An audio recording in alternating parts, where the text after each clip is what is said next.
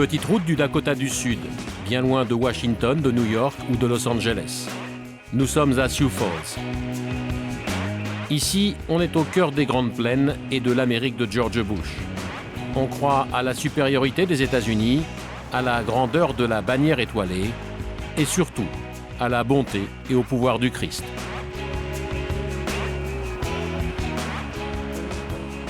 Leslie Ann Root est évangéliste. Nous sommes au cœur de l'Amérique profonde. Vous êtes né ici? Oui, à Sioux Falls, dans le Dakota du Sud. J'adore ce paysage. Je suis une vraie fille des plaines. Leslie fait partie de ces nouveaux chrétiens qui ont décidé de changer le visage des États-Unis. Les vraies valeurs de l'Amérique, c'est ici qu'on les trouve. Et j'y suis très attachée. Aujourd'hui, Leslie a rendez-vous dans l'un des plus grands lycées de la région pour donner un cours un peu particulier. Bonjour, ça va? C'est vraiment cool ce que vous faites. Chaque semaine, Leslie et ses collaboratrices sillonnent les écoles de l'État pour diffuser un message qui aurait fait sourire il y a encore 10 ans. Donnez-nous quelques secondes pour que l'on s'installe et on pourra commencer, ok? Pas de problème. Un message qui aujourd'hui est pris très au sérieux par les enseignants. S'il vous plaît, je voudrais vous présenter Leslie Ann Russ. C'est la présidente du Centre national pour l'abstinence jusqu'au mariage. Veuillez lui souhaiter la bienvenue. Aujourd'hui, nous allons traiter d'un sujet dont tout le monde parle, mais sur lequel personne ne vous dit la vérité. Pour vous faire comprendre, j'ai amené ce très beau sac.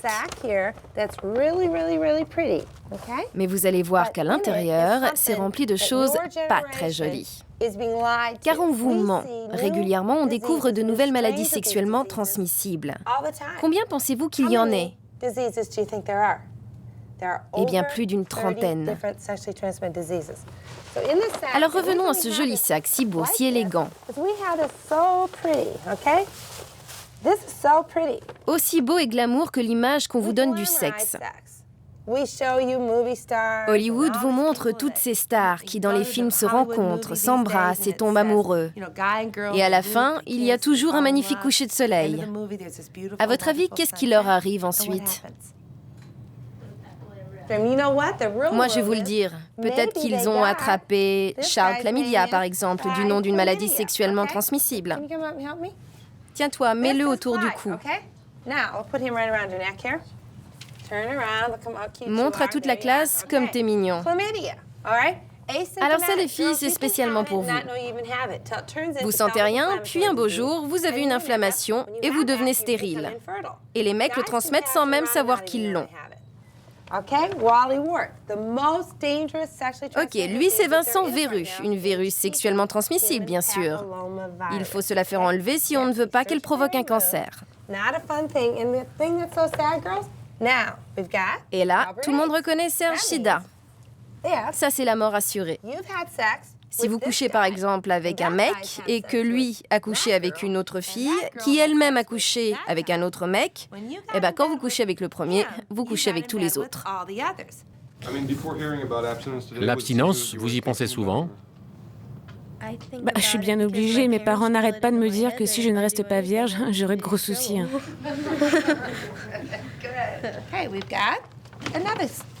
Et puis la plus grosse épidémie de toutes, c'est lui.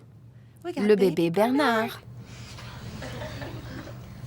Lui, il s'attrape super facilement. Élever un bébé Bernard au lycée, c'est beaucoup de stress, les mecs. Et vous, les filles, vous en connaissez beaucoup des garçons qui ont les moyens d'élever un enfant? Alors bien sûr, on vous donne des pilules, des poudres et des pommades pour traiter toutes ces maladies. Mais vous êtes plus intelligent que ça, n'est-ce pas? Votre organe sexuel le plus important, il est là-haut. De toute façon, c'est dans le mariage que le sexe est le meilleur. Les serpents, c'est très biblique. Vous pensez que l'Amérique a oublié ce qu'est le péché? Vous savez, je n'ai pas le droit de parler de religion dans une école publique. D'accord, mais vous avez quand même pris les serpents pour exemple, non? Disons que c'est plutôt pour la peur qu'ils inspirent aux gens. C'est dégoûtant. C'est juste pour ça. Leslie est évangéliste, mais elle n'a pas le droit de parler ouvertement de religion dans les écoles publiques. Son programme sur l'abstinence est financé par de l'argent du contribuable. Elle ne doit faire aucune référence directe à la Bible ou à Dieu, sous peine de se voir retirer son budget.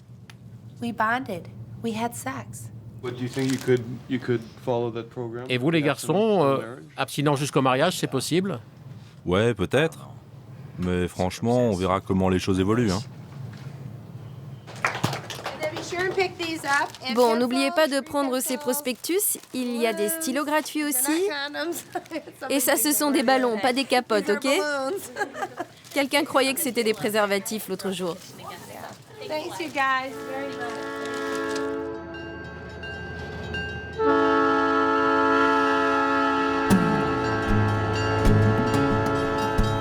Sioux Falls, la seule grande ville d'un État essentiellement rural. Ici, l'industrie lourde a fait faillite depuis longtemps et après la crise des années 80, c'est aujourd'hui vers Dieu que beaucoup de gens se tournent dans l'espoir d'un avenir meilleur. Leslie, elle, s'en sort plutôt bien. Sa fondation pour l'abstinence jusqu'au mariage est la plus importante des États-Unis. Sa notoriété a depuis longtemps dépassé les murs des écoles et son nom résonne jusque dans les couloirs du Congrès à Washington. Mère au foyer avant de prendre la tête de la croisade pour l'abstinence, elle est devenue une figure politique, engagée sur tous les fronts de la droite conservatrice américaine. Un engagement qui lui vaut d'être apprécié par le président Bush lui-même. Qui veut réduire notre budget? Le ministère de la Santé dit qu'on reçoit trop d'argent? Une fois de plus ce matin, Leslie doit affronter ses adversaires, des organisations laïques qui tentent régulièrement de faire réduire son budget au profit de programmes en faveur de la contraception. Bon, je veux qu'on appelle tous nos contacts, tous ceux qui nous soutiennent. Leslie est devenue maître dans l'art du lobbying.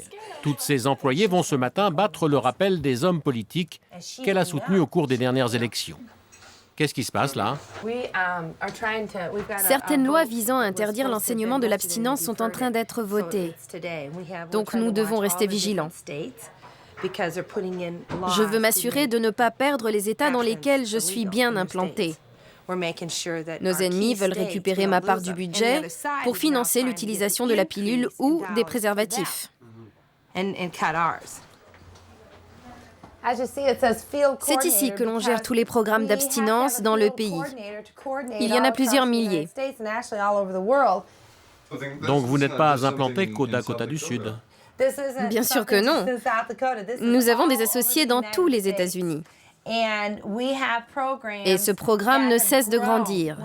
Vous savez, quand j'ai commencé en 1984, nous n'étions que 6 femmes, 6 mères de famille. C'est moi qui ai fait le choix de m'occuper de la partie centrale du pays. Après, j'ai décidé de créer un bureau capable de gérer tous nos besoins. À l'époque, on n'avait que des polycopiés. C'était terne. Moi, je voulais des plaquettes en couleur pour plaire aux jeunes. Depuis, Leslie trouve chaque mois de nouvelles idées. DVD, porte-clés, bijoux, t-shirts, tout est bon pour vendre l'abstinence comme une idée moderne. Tout est bon pour séduire les jeunes. Tenez, regardez ça. Ça, c'est une carte de garantie de virginité. Le principe est simple. Les parents l'offrent à leur enfant et l'enfant signe au bas de la carte. C'est une façon de rappeler aux jeunes qu'il a fait une promesse, celle de rester vierge. Et vous voyez, c'est tout petit. On peut l'emporter partout, dans son porte-monnaie ou dans son sac à main. Moi, je ne dis pas « le sexe, c'est horrible ». Au contraire, je dis « le sexe, c'est génial ». Alors, il faut attendre jusqu'au mariage. Et pour Leslie, on n'est jamais trop jeune pour s'engager sur la voie de l'abstinence. Après les ados, son autre cible préférée, ce sont les enfants des maternelles. Cet après-midi, elle a organisé un thé spécial intitulé « Dieu, ma mère et moi ».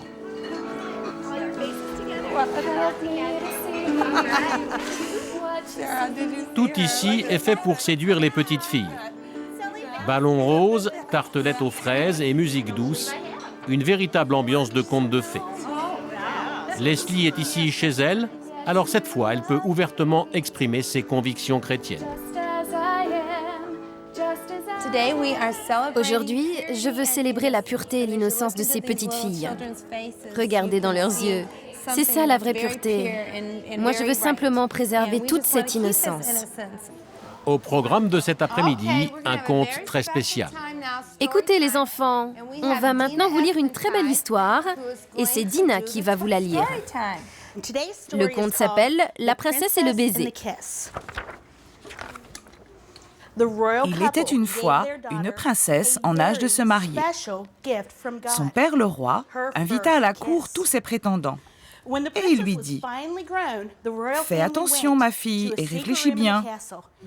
N'accorde ton premier baiser qu'à celui qui deviendra ton mari. Car ce premier baiser est un cadeau de Dieu, alors surtout, ne le gâche pas. »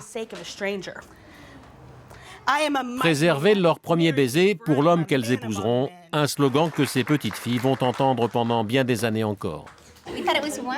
Je trouve ça formidable, ce genre d'événement.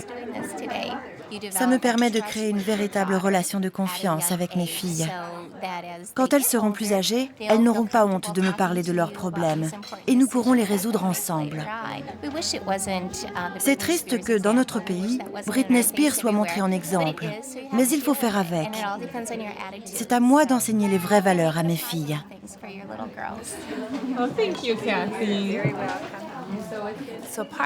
Mon mouvement pour la pureté et l'abstinence a pour but de créer de jolis souvenirs chez ces enfants dès leur plus jeune âge. Aujourd'hui, les filles vont recevoir une photo d'elles et ramener plein de petits cadeaux. En fait, ce qu'on est en train de faire, c'est fabriquer des souvenirs de pureté pour toutes ces petites filles. Exceptionnellement, la semaine prochaine, Leslie n'ira pas prêcher l'abstinence dans les lycées. Elle a rendez-vous à Washington pour défendre son budget.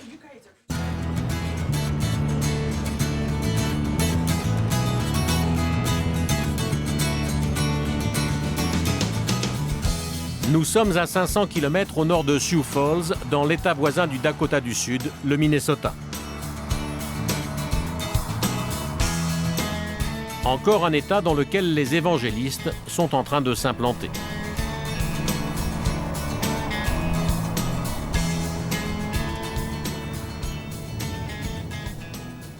Chuck Kripka, lui aussi, est évangéliste.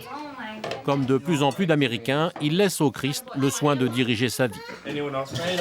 Chuck est marié, il a 5 enfants, 3 petits-enfants et une particularité. Il y a 25 ans, Dieu s'est adressé à lui pour lui demander de devenir un meilleur chrétien. Depuis, la voix divine lui parle régulièrement. Rien qui n'étonne Cathy, sa femme, évangéliste elle aussi. Cathy, c'est une belle vue que vous avez ici. Oui, c'est magnifique. Et en été, le soleil se couche directement en face de la maison. C'est superbe. D'ailleurs, c'est sur le ponton que nos enfants se sont mariés. Il y a 2 ans. Dana est la belle-fille de Chuck. Elle a épousé Tanner, son fils. Avant son mariage, les récits de son beau-père l'inquiétaient un peu. Dana, racontez-moi, quand vous avez rencontré Chuck pour la première fois, vous en avez pensé quoi? Chuck, il est quand même bizarre. Bien sûr, tout le monde m'a accueilli à bras ouverts dans la famille. Ma famille n'était pas aussi croyante et je n'avais pas cette foi qu'ils ont tous. J'ai mis du temps à m'y faire. Depuis que je me suis convertie, c'est différent. Jésus est entré dans ma vie et aujourd'hui, je prie tout le temps. Chuck, vous savez que dans certains pays, si vous dites que Dieu vous parle, vous risquez de vous retrouver en hôpital psychiatrique. C'est vrai, mais quand Dieu a commencé à me parler et à me demander de faire certaines choses, je me suis vraiment inquiété. Je me suis dit qu'on allait me prendre pour un fou. Je croyais que j'étais fou.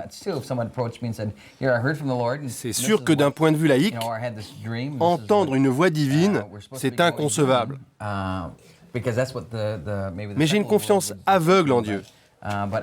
Et lorsqu'il me demande de faire quelque chose, j'obéis. Ses instructions sont très précises. Dieu m'a toujours dit, « Chuck, je ne te ferai jamais perdre ton temps. I remember God speaking to me, he said, Chuck, I'll never waste your time.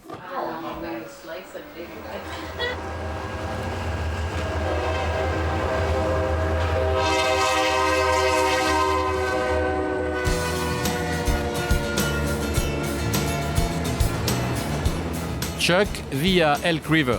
C'est ici qu'il a grandi. A priori, rien ne différencie cette petite ville de milliers d'autres petites villes des États-Unis. Pourtant, la majorité des 20 000 habitants d'Elk River a décidé, comme Chuck, de vivre au rythme de Dieu. Alors ici, on trouve des églises, bien sûr, beaucoup d'églises, mais aussi des restaurants chrétiens, des magasins chrétiens et la toute première banque chrétienne. Et c'est Chuck qui la dirige maintenant depuis 2 ans. Nous sommes au cœur d'Elk River. C'est ici que Dieu travaille. Mais pourquoi Dieu a choisi Elk River et pourquoi pas New York ou Washington? Dieu va s'installer partout. Mais je lui ai souvent demandé pourquoi il avait d'abord choisi Elk River et pas une autre ville. Et Dieu m'a répondu qu'il fallait bien commencer quelque part, par une ville. Vous savez, ici nous ne sommes que 20 000 habitants. Alors forcément, lorsque Dieu répond à nos prières, tout le monde peut s'en rendre compte. Alors Chuck a décidé de faire de sa banque une annexe de l'église. La Riverview Community Bank est la première banque chrétienne du Minnesota. De l'extérieur, rien d'inhabituel. À part peut-être la très pieuse devise du dollar, nous croyons en Dieu, inscrite devant l'entrée. À l'intérieur, Chuck a fait symboliquement enterrer une Bible dans les fondations. Démarrée avec un capital de seulement 5 millions de dollars, la banque de Chuck, après 2 ans à peine d'existence, fait aujourd'hui plus de 90 millions de chiffre d'affaires. Une véritable réussite, c'est même la banque qui a le plus fort taux de croissance de tout l'État du Minnesota. Hey Richard. How you doing? Ce matin, Chuck a rendez-vous avec Richard Maddox, un nouveau client qui cherche à obtenir un prêt. Vous m'aviez dit au téléphone que vous cherchiez à obtenir un prêt pour votre entreprise de travaux publics. Oui, oui. Bon. Et si j'ai bien compris, vous avez eu des soucis financiers avant. Bien, vous auriez besoin de combien? À peu près 20 000 dollars. Bien. Je pense qu'il faut d'abord prier pour votre prêt, pour être sûr que vous êtes dans la bonne voie et surtout que Dieu nous accorde sa bénédiction. Ça vous dérangerait pas de juste me faire une prière personnelle? J'arrive pas à arrêter de fumer. J'ai tout essayé. Bon, alors prions pour vous et votre problème de cigarette. Et ensuite, on priera pour le prêt et ainsi, vous allez voir Dieu à l'œuvre. Vous savez, dans notre banque, il y a tout un réseau d'entreprises chrétiennes qui sont prêtes à vous aider. En temps normal, ce serait chacun pour soi. Mais ces gens-là sont de bons chrétiens. Dieu les a aidés dans le passé et aujourd'hui, ils veulent renvoyer l'ascenseur. Et maintenant, prions.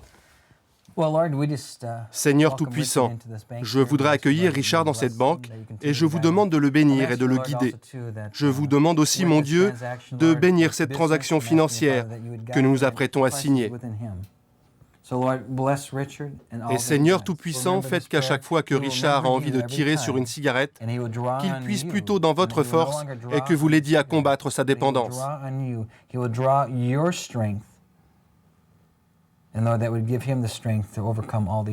Seigneur, merci d'avoir guidé Richard jusqu'à notre banque et faites que nous puissions l'aider au nom du Christ. Amen. Waouh, c'est incroyable. Je vous aime. Qu'est-ce qui s'est passé? J'ai des fourmis dans les mains. C'est étrange de prier avec son banquier, non? Bien sûr, mais certaines personnes font des heures de route pour prier avec moi et elles ne sont même pas clientes. Vous imaginez la détresse de ces gens qui ont besoin de prier dans une banque? Moi, ce que je veux, c'est transformer leur vie avec l'aide du Christ. Et puis, s'ils deviennent clients par la suite, tant mieux. Cette banque est vraiment différente, vous savez. Quand on est noir en Amérique, Tout le monde vous regarde de travers. Comme quand je rentre dans un magasin, par exemple. Mais dans cette banque, les employés m'ont bien reçu et m'ont dit « Bonjour, puis-je vous aider ?» C'était très chaleureux. J'avais l'impression d'être à l'église. Ah bon, t'es noir? Je m'en suis même pas rendu compte.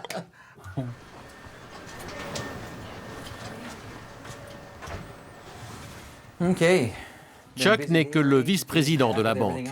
Son patron, c'est Dwayne Kropowski, un homme de peu de mots, mais à la fois inébranlable. Ils se sont répartis les rôles. Chuck s'occupe des relations publiques et Dwayne, lui, gère les affaires quotidiennes de la banque. Ça veut dire quoi, être une banque chrétienne?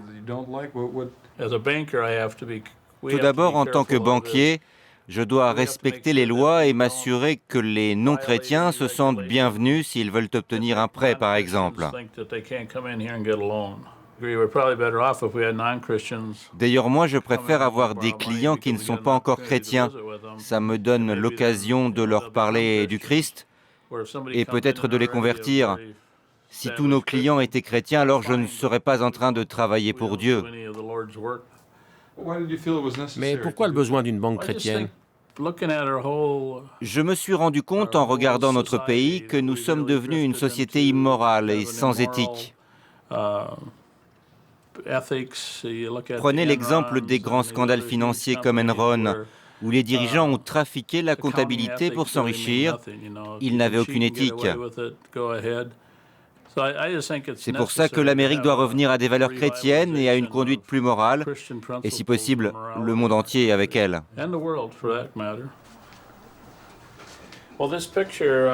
J'ai accroché ce tableau dans mon bureau parce que je cherchais un symbole qui exprimerait clairement à mes clients et à mes amis mes convictions chrétiennes.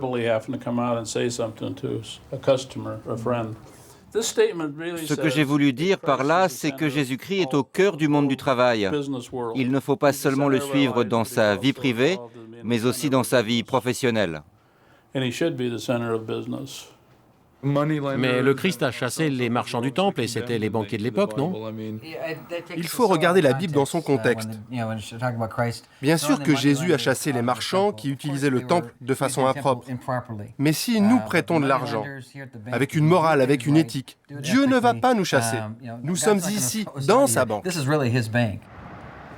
En plus de sa banque, Chuck s'occupe d'un groupe de prière. Chaque mercredi, tous les notables d'Elk River se retrouvent dans la seule bibliothèque de la ville. Un rendez-vous qu'ils ne manqueraient pour rien au monde. Depuis 6 ans, ils sont une petite vingtaine de fidèles. Il y a Madame le maire, les pasteurs évangélistes des différentes congrégations, bien sûr, et aussi le recteur des écoles publiques. Le principe est simple, prier pour résoudre les problèmes de la ville. Dieu m'a dit qu'Elk River serait le détonateur de la révolution chrétienne dans tous les États-Unis. Car comme il l'a fait dans ma banque, Dieu veut montrer au reste du monde toute sa force et sa puissance. Et notre petite ville est un exemple du changement qu'il est capable d'apporter. Pendant plus d'1 heure, ce conseil municipal un peu particulier va demander l'aide de Dieu pour combattre ce que tout le monde appelle ici les forces du mal. C'est le recteur des écoles qui ouvre la séance. Je pense que notre ville est un sanctuaire pour beaucoup de gens. Et nous avons de très grandes responsabilités envers nos citoyens. Nous sommes en train de transformer notre ville. Mais je veux vous mettre en garde. Satan lui-même est en train de nous attaquer. Et c'est dans ces moments que les hommes de Dieu doivent se battre. Je dis tout ça parce que des promoteurs veulent construire un casino chez nous. Bien sûr, beaucoup de gens pensent que ce casino sera une source d'emploi pour notre communauté. Mais en réalité, ce n'est qu'une source de malfaisance et nous avons besoin d'aide pour empêcher ça. Bon alors, ceux qui veulent prier pour le recteur, regroupez-vous autour de lui. Seigneur, nous avons entendu la requête de notre recteur. Nous avons vu les conséquences de ces casinos dans d'autres communautés et nous vous supplions d'agir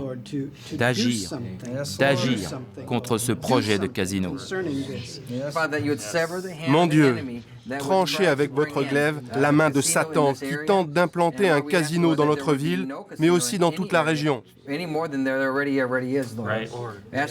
Que votre lumière éclaire notre gouverneur pour l'aider à trouver un autre moyen d'équilibrer le budget de l'État. Nous n'avons pas besoin de l'argent des casinos. Au nom de Jésus-Christ Tout-Puissant, nous attendons un signe de votre puissance. Et merci de nous avoir donné un tel recteur. Et béni soit sa femme et sa famille. Protégez-le au nom du Christ. Amen. Notre ville est vraiment unique, car nous sommes tous unis dans le corps du Christ. Ici, rien ne nous divise. Et si on n'est pas chrétien, on peut vivre ici à Elk River? Oh, bien sûr. Vous savez, dans ce pays, si on n'aime pas la politique d'un maire, il suffit d'en élire un autre aux prochaines élections. Mais depuis que je suis élu, mon programme est simple. Le vrai changement ne s'obtient que par la prière. Le shérif passe en coup de vent, lui aussi, a une requête urgente.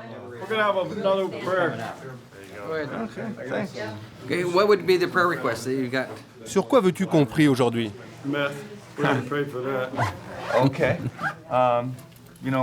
Bon, vous savez tous qu'avec l'arrivée du printemps, c'est aussi le moment de l'année où il y a une recrudescence des crimes et des délits. Et c'est valable pour tout le comté de Shawin? Ouais, dans tout le comté. Bien, bien. Prions tous pour Scott. Seigneur Dieu, tout d'abord, nous vous remercions de nous avoir donné Scott comme shérif. C'est un homme bon et pieux. Alors mon Dieu, faites régner la paix dans tout le comté et protégez tous nos concitoyens. Amen.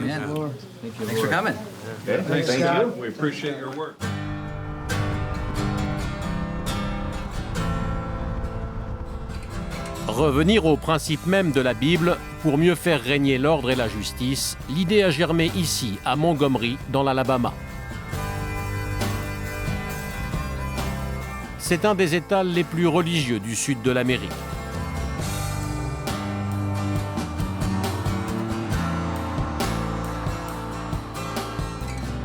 Cette voiture, c'est celle du juge Roy Moore, l'homme par qui le scandale est arrivé. Il y a 2 ans, alors qu'il était président de la Cour suprême d'Alabama, il a fait installer une reproduction en marbre du texte des 10 commandements dans le hall du palais de justice. Depuis, le juge Roy Moore a été contraint de démissionner. Mais sa reproduction en marbre des 10 commandements est devenue un objet culte qui fait le tour de l'Amérique chrétienne. C'est la première fois depuis 6 mois que la sculpture revient en Alabama. Tenez, je vous présente le directeur de la coalition chrétienne de l'Alabama.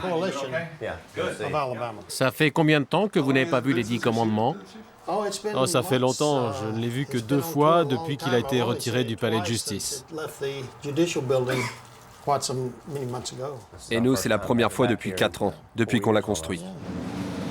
L'objet du scandale, le voici.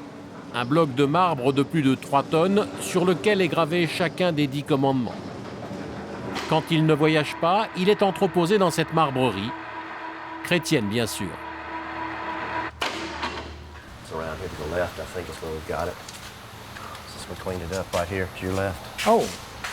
Wow, dis donc, vous l'avez vraiment bien nettoyé.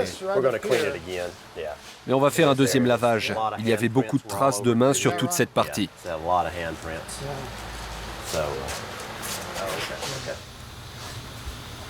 Il est plus propre que la dernière fois que je l'ai vu. Et puis c'était vraiment très sale là-haut. C'est normal, lorsque le monument était acclamé dans tout le pays, des milliers de gens l'ont touché. Il y avait des traces de mains partout. C'est surtout ça qu'on a nettoyé. Depuis que le juge Moore a démissionné, des milliers de militants évangélistes lui expriment leur soutien. À travers le pays, des shérifs, des juges dénoncent le déclin moral de la société américaine et réclament symboliquement le retour des 10 commandements dans tous les lieux publics. Depuis 60 ans maintenant, la justice américaine s'est éloignée de la parole de Dieu. Et ce monument a pour but de rappeler à tous les principes de base de notre société. Et c'est pour ça que vous avez fait construire le monument? Oui, et aussi pour apprendre aux Américains que ces commandements sont à l'origine de toute moralité. Et c'est la morale d'un individu qui permet de se contrôler. Un homme de bonne moralité n'a pas besoin d'être constamment rappelé à l'ordre. Il sait se contrôler. Et ça, c'est la définition même de la moralité. Quelqu'un de moral ne tue pas, ne vole pas, ne ment pas et ne commet pas d'adultère. Et pas parce qu'une loi l'en empêche, mais bien parce que c'est moralement répréhensible. Et lorsque le monument a été retiré, qu'est-ce que vous avez ressenti? J'étais triste. Quand on cache la parole de Dieu, on cache aussi les principes fondateurs de notre pays. C'est en haut de ces marches, en plein centre de Montgomery, que le juge avait installé son monument. Juste à l'entrée du palais de justice, bien en vue entre ces deux drapeaux. Une provocation que, comme beaucoup d'Américains, Robert Varley et William Messer n'ont pas supportée. Avocats, ce sont eux qui ont demandé et obtenu la démission du juge Moore au nom de la séparation entre l'Église et l'État. On peut se demander quelles étaient les intentions du juge en faisant venir ici ce monument. Eh bien, il a été très clair pendant son procès. Pour lui, ce monument, c'est le symbole des 10 commandements. C'est la toute-puissance de Dieu. La toute-puissance d'un Dieu protestant, bien sûr, placé au-dessus des lois de notre pays. C'est pour ça que la Cour nous a donné raison et a ordonné le retrait du monument. Certains évangélistes ont pris le contrôle de nos institutions pour essayer d'imposer leurs croyances au reste du pays. Ils ne représentent en aucun cas la majorité des évangélistes, mais il semblerait que dernièrement ils aient acquis un véritable pouvoir. Et on sait ce que ça donne lorsque des fondamentalistes religieux prennent le pouvoir. On a vu ce qu'ont fait les talibans en Afghanistan. C'est ça notre grande peur. Mais le juge Moore et ses partisans n'ont pas dit leur dernier mot. C'est dans cette maison coloniale en plein cœur du quartier chic de Montgomery que le juge a installé sa fondation pour le droit moral. Entouré de jeunes avocats, c'est d'ici qu'il organise la défense de tous ceux qui, pour avoir suivi son exemple, sont aujourd'hui à leur tour attaqués en justice. Je crois que nous allons gagner notre procès en Géorgie. Mais d'une façon générale, les cours d'État attendent une décision de la Cour suprême avant de se prononcer. Sauf au Michigan. Le gouverneur nous a dit qu'elle soutenait notre combat pour les 10 commandements. Oui, c'est vrai.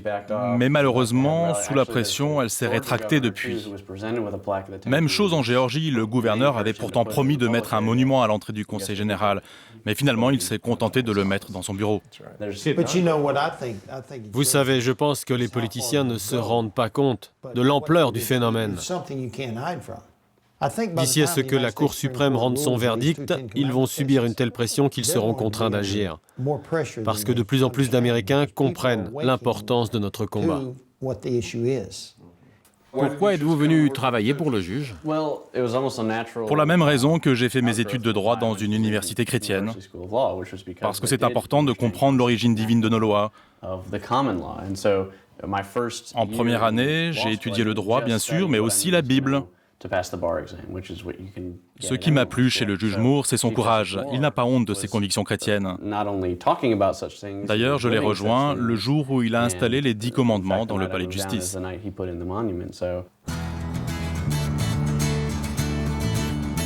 Avant de rejoindre le juge Moore dans l'État d'Alabama, ce jeune avocat a fait ses études de droit en Virginie, sur la côte est des États-Unis.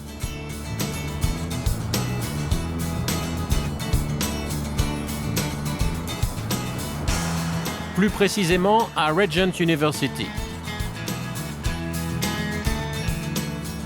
C'est la plus grande faculté de droit chrétienne du pays, le fer de lance de l'idéologie évangéliste.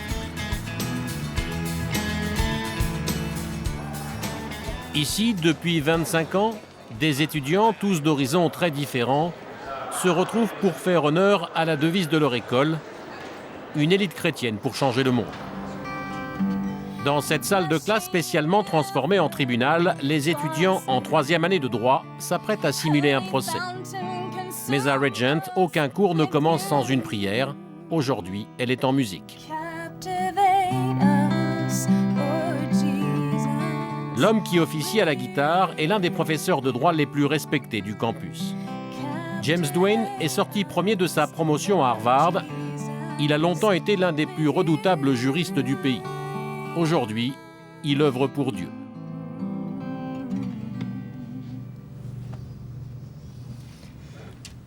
Dieu soit loué, Dieu soit loué. On peut l'applaudir.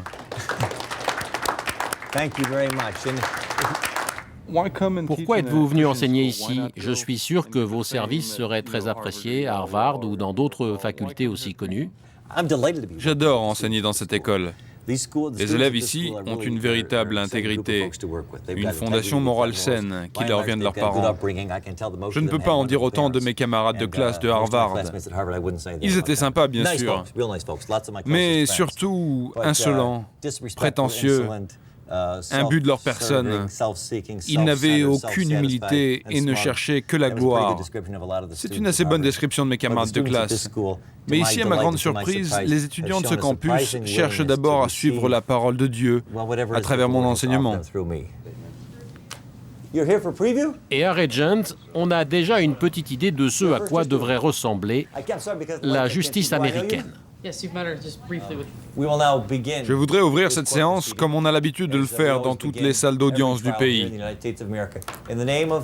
Au nom du Père, du Fils et du Saint-Esprit. Amen. Seigneur Jésus, donnez-nous votre bénédiction lors de ce procès et faites que notre jugement soit impartial et juste. Et donc, ça ne se passe pas tout à fait comme ça? Non, pas encore. Pendant près de 4 heures, les élèves du professeur Duane vont encore une fois rôder leurs techniques de défense et leurs arguments.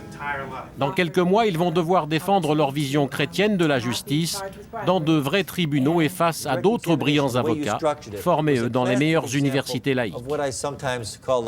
Hugo Valverde, justement, vient de déserter une grande université d'État pour rejoindre Regent.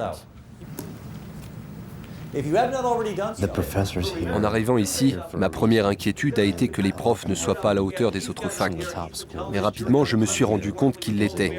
Et en plus, ils ont la conviction religieuse. Ils comprennent l'importance de leur rôle et de la mission de notre école.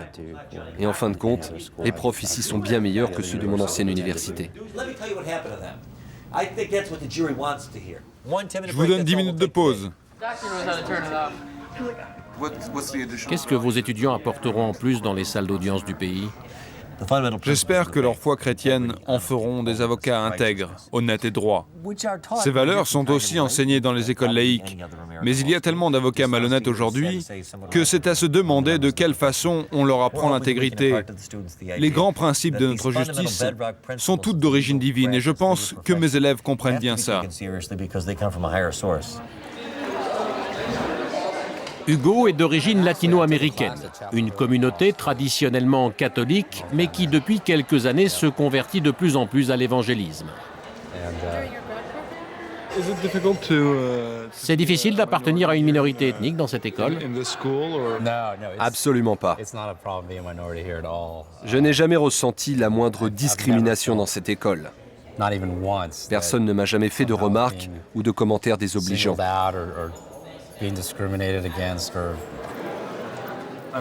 Pourtant, les évangélistes sont majoritairement blancs, non? Non, pas ici en tout cas.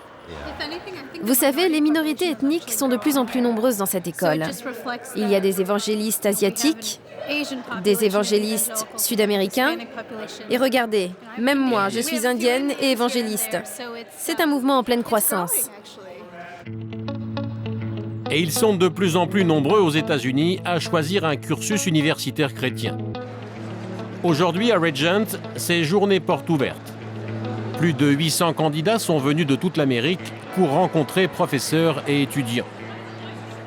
Il y a 10 ans, des journées comme celle-ci n'attiraient qu'une petite centaine de candidats.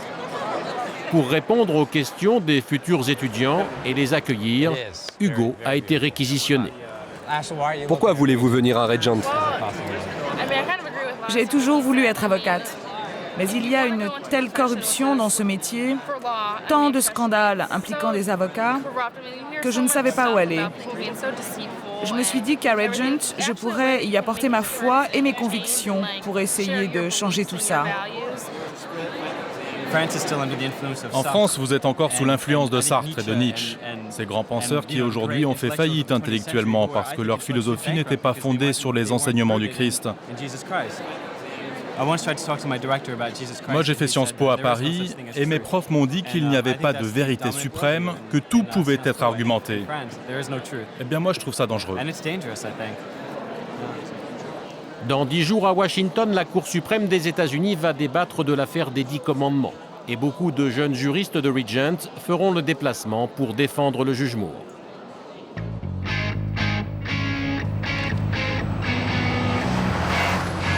Combattre les crimes avec l'aide du Christ, une idée qui fait son chemin en Amérique. Nous sommes à la frontière entre le Nevada et l'Utah.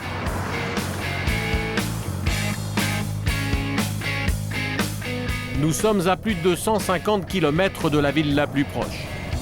C'est ici, dans ces montagnes, au milieu de nulle part, que depuis quelques années s'est ouvert l'un des premiers camps de rééducation par la parole du Christ.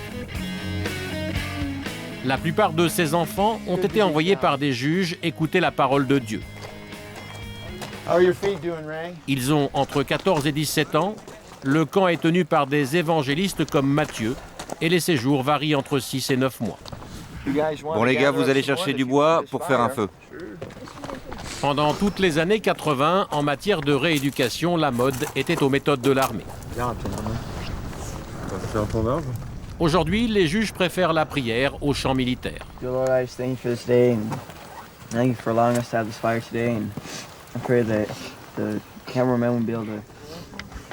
Adam, ta mère m'a appelé ce matin. Elle t'embrasse.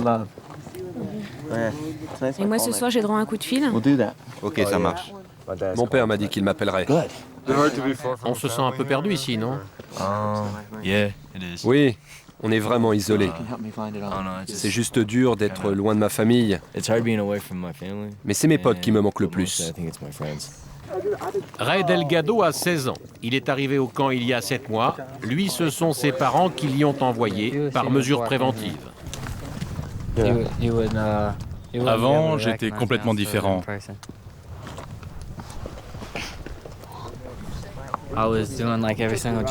J'ai pris toutes sortes de drogues, sauf de l'acide. Et puis j'arrêtais pas de fuguer. Un soir, 2 mecs balèzes sont entrés dans ma chambre à 3 h du matin et m'ont dit qu'ils m'emmenaient dans une école spéciale. En quelque sorte, on vous a kidnappé. Ouais, on peut dire ça. J'ai été escorté ici. Mes parents ont payé un service d'escorte chrétien pour m'emmener ici. À l'époque, j'étais furieux. Mais depuis, j'ai décidé d'accepter Dieu dans ma vie. J'ai l'impression que ça marche. En tout cas, je me sens mieux. Depuis 2 ans que Matthieu, l'éducateur, s'occupe des jeunes, il n'y a eu aucune tentative d'évasion. La gloire de Dieu et la beauté de ce paysage qui nous entoure permet de tempérer l'humeur de ces jeunes. Nous sommes au milieu de nulle part, alors pas besoin de barreaux ici. Ces garçons sont libres et captifs en même temps. De cette façon, ils peuvent tourner toute leur attention vers Dieu. Allez tout le monde, on se met en place. Ouais, comme ça, face à moi.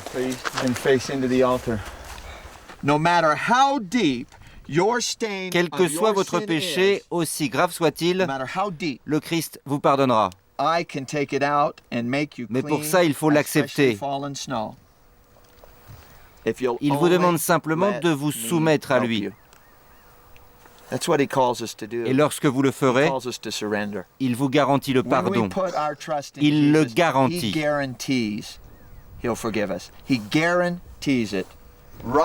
Dieu est prêt à vous accepter aujourd'hui, prêt à sauver votre âme, car demain, il sera peut-être trop tard.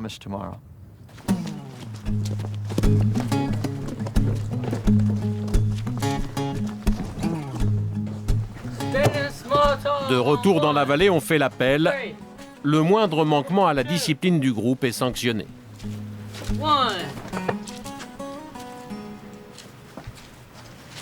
Fais-moi 10 pompons. En avant! Marche!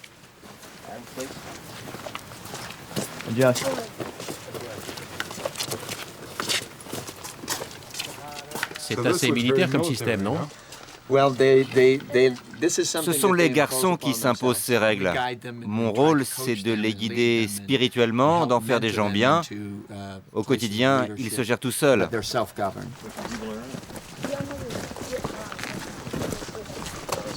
Darlene et Marek sont mariés, ils sont évangélistes bien sûr et dirigent le centre. Vous savez, je crois que Dieu est en train de me transformer. Et ça te plaît? Ouais, j'aime vraiment ça.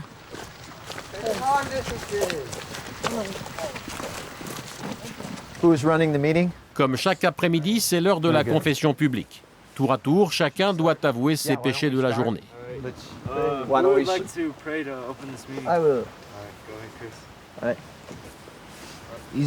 Moi, je me suis laissé aller à la colère. Moi, j'ai manqué de respect envers quelqu'un. Et moi, j'ai abusé de mon autorité.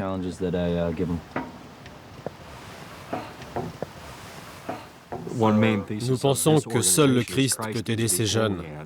Nous utilisons les enseignements de la Bible pour les guider et nous essayons d'être un exemple pour eux. Les programmes laïques fonctionnent aussi, bien sûr, mais ils ne font que changer le comportement extérieur des jeunes. Nous voulons transformer ces garçons, leur donner une nouvelle vision du monde, les changer de l'intérieur grâce à Dieu.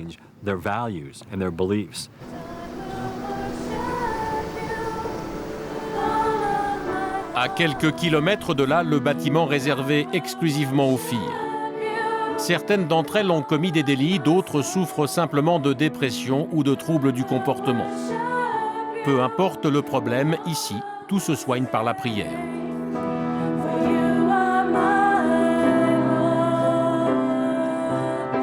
Darlene chaperonne ce rituel quotidien.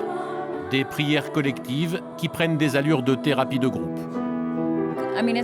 Lorsque les filles chantent des louanges ensemble, Dieu se met au travail. Il soigne les cœurs de ces jeunes filles, répare leurs âmes. À chaque fois, je suis au bord des larmes. Elles ont tant besoin d'aide. Et je sais que Dieu va s'en occuper.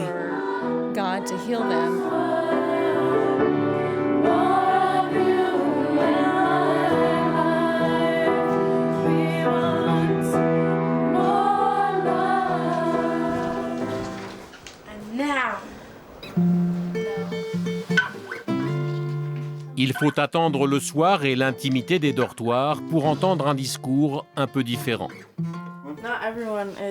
On n'est pas toutes des chrétiennes ici. Certaines ont la foi, mais d'autres non. Moi, avant, j'étais plutôt branchée satanisme. Je ne suis pas une chrétienne, je n'ai pas la foi. C'est fatigant de les entendre tous parler de Dieu à longueur de journée. Moi, j'ai grandi dans une famille très chrétienne et c'est pour ça que j'en suis dégoûtée. Christy a 15 ans, elle a commencé sa conversion il y a tout juste une semaine.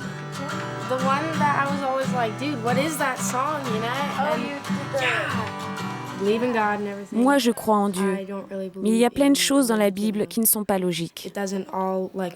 Il y a trop de contradictions et mon cerveau ne peut pas accepter toutes ces histoires comme une vérité absolue. Dans une Amérique qui a longtemps prôné la liberté comme seul et unique principe de vie, ils sont pourtant de plus en plus nombreux à chercher refuge dans la Bible.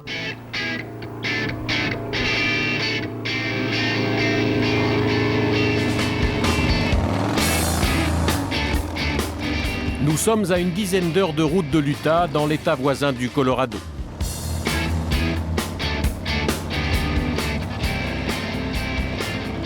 Mark Patrick est un ancien tôlard et héroïnomane. Sa vie, il n'en donnait pas cher il y a encore quelques années. Mais depuis qu'il est venu s'installer à Colorado Springs, tout a changé. Ici, on est en terre divine, gars. J'étais toxico avant. Je me battais tout le temps, j'adorais ça. J'ai passé beaucoup de temps en prison et j'ai fait du mal à beaucoup de monde. Les drogues étaient en train de me tuer. Et puis le Christ m'a sauvé. Alors Dieu m'a vidé comme un poisson et a fait de moi un nouvel homme. Il m'a donné un cœur neuf et une nouvelle âme. C'était une renaissance. Vous savez, il m'a vraiment rafistolé.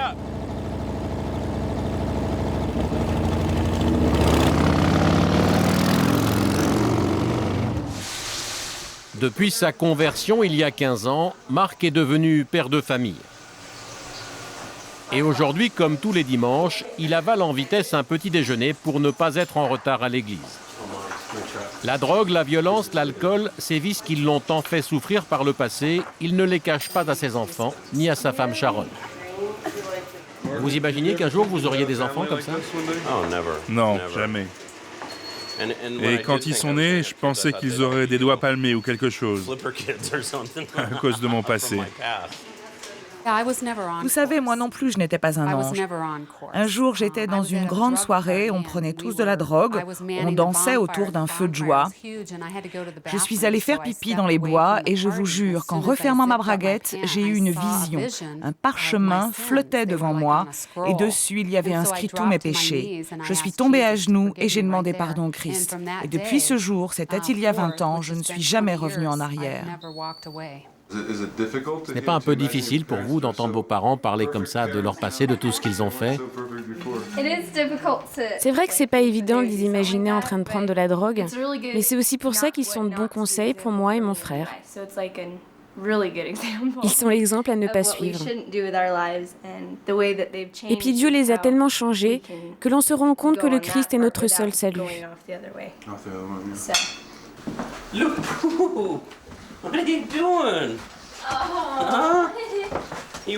Marc a non seulement changé de vie, mais aussi de métier. Cet ancien ouvrier du bâtiment est devenu sculpteur. Mais bien sûr, il a mis son talent au service de Dieu. C'est ici que je travaille. Le toit est suffisamment haut pour sculpter de grandes œuvres. Et sa spécialité, bien sûr, ce sont les anges. Il y a des années, lorsque je commençais à lire la Bible, j'ai remarqué qu'aucun des anges n'était des femmes. Les anges étaient tous des hommes, de vrais durs à cuire, capables de botter les fesses de n'importe quel adversaire. Des anges en bronze qu'ils vendent dans tous les pays et à toutes les églises. Vous les vendez combien? Ceux-là valent $230. Et les plus chers? $60 000. Et tous les grands pasteurs évangélistes américains en ont un aussi. Ça, c'est vraiment cool. Comme Marc et sa famille, des milliers de chrétiens sont venus s'installer à Colorado Springs, une ville nichée au pied des Rocheuses, que certains appellent même le Vatican des évangélistes. Je pense que tout le monde à Colorado Springs, même les non-croyants, savent où se trouve notre église. L'église de Marc et de Sharon, la voici. Tous les dimanches, c'est plus de 11 000 fidèles qui viennent prier ici pour une messe pas comme les autres. Et le pasteur de cette méga congrégation, lui non plus, ne fait rien comme les autres. Ted Haggard roule en scooter pour inciter ses paroissiens à faire des économies d'essence, une hérésie au pays des super 4x4. Salut les filles! Aujourd'hui, le pasteur a rendez-vous avec 800 nouveaux membres de son église. Bonjour tout le monde. Comment allez-vous? Regardez cette assemblée. Elle fait la taille de la plupart des paroisses. Mais chez nous, ce sont simplement nos nouveaux membres qui nous rejoignent ce mois-ci. À New Life, nous pensons atteindre facilement les 20 000 membres. Ted Haggard a ouvert sa première église dans les années 80 avec une vingtaine de fidèles. Aujourd'hui, il est devenu l'un des évangélistes les plus puissants du pays. Sa formule est simple, rester dans l'air du temps et utiliser les dernières technologies pour diffuser la parole du Christ. Nous sommes dans le centre de prière mondial. Nous avons des équipes qui prient ici 24 heures sur 24 et 7 jours sur 7 pour tous les pays du monde. Et puis, regardez, nous avons même un site internet ici sur les écrans plasma. Il n'y a jamais moins de 70 000 personnes qui prient en ligne. Et si vous voulez que l'on prie pour vous, il suffit de nous envoyer un courrier électronique. Parfois, nous organisons une prière mondiale. Imaginez 40 millions de personnes qui prient en ligne dans plus de 130 pays. C'est incroyable. Écran plasma, prière via Internet, les nouveaux membres ont même droit à une présentation vidéo de l'Église. Bonjour à tous, je m'appelle Ted Haggard. Je suis le pasteur principal de New Life et je suis ravi que vous soyez là avec nous aujourd'hui. J'espère que vous avez aimé le petit déjeuner et franchement, j'espère que vous viendrez tous nous rejoindre dans notre église. Vous savez, à New Life, tout le monde est merveilleux, c'est une véritable communauté et nous avons besoin de vous. Pendant 10 minutes, un vidéoclip va faire la promotion des services offerts par l'église de Ted Haggard. Garderie, vacances organisées, petits groupes d'entraide, ici tout le monde a une place, quel que soit son passé. Et comme le Christ, le pasteur Ted pardonne tout.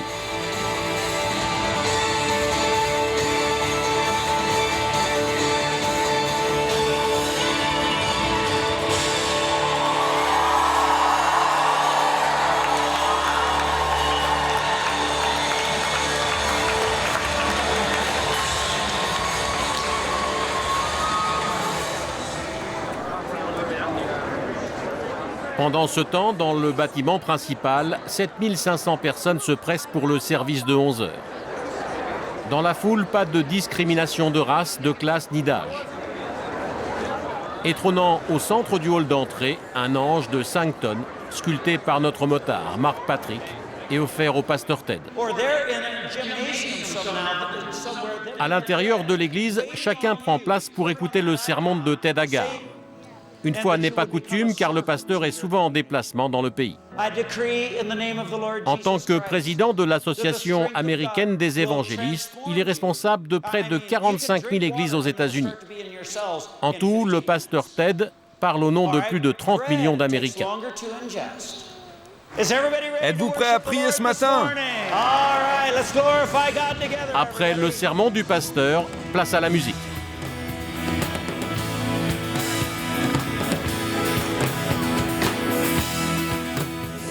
C'est sympa, hein?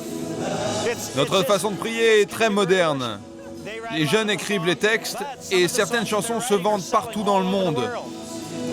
Regardez le guitariste par exemple, il vend des centaines de milliers d'albums.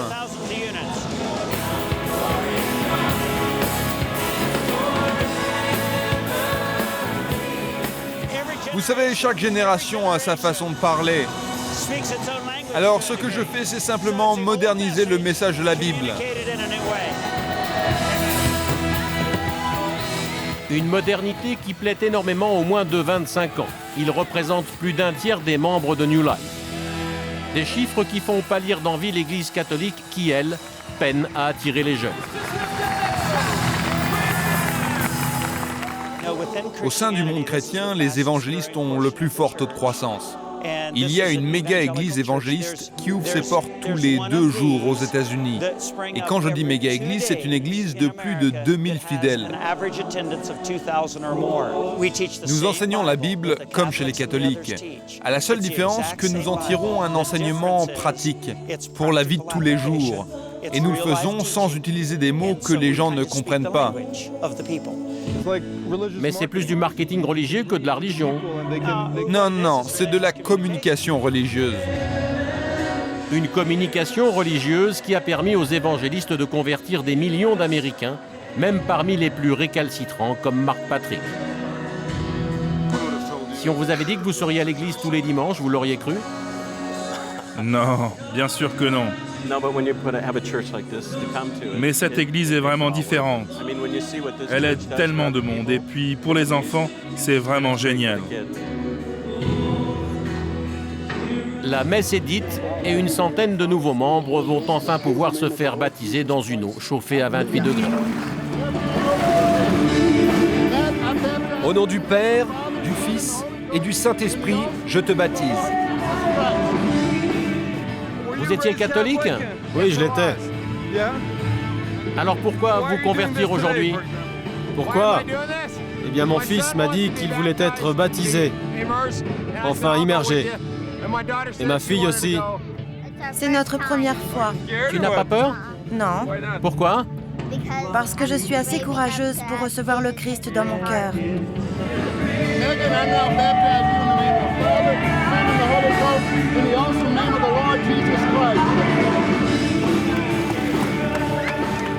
Ils sont baptisés dans un bassin en forme de croix, car c'est le symbole du Christ mort pour nos péchés. Et donc moi, j'accepte de mourir pour les autres.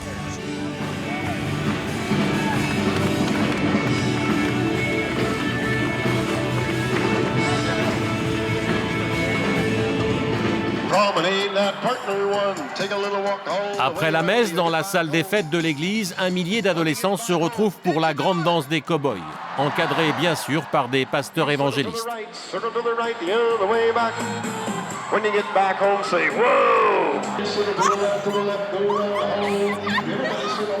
Sacha, la fille de Mark Patrick, est fan de danse, mais elle est un peu choquée par certaines tenues de ses camarades.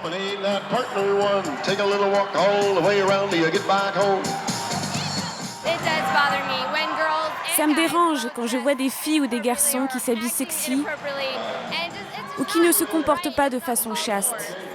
On dirait un concours de Britney Spears. Ouais, je sais, ça me choque vraiment. On est dans une église. C'est un truc chrétien, on fait pas des trucs comme ça dans une église.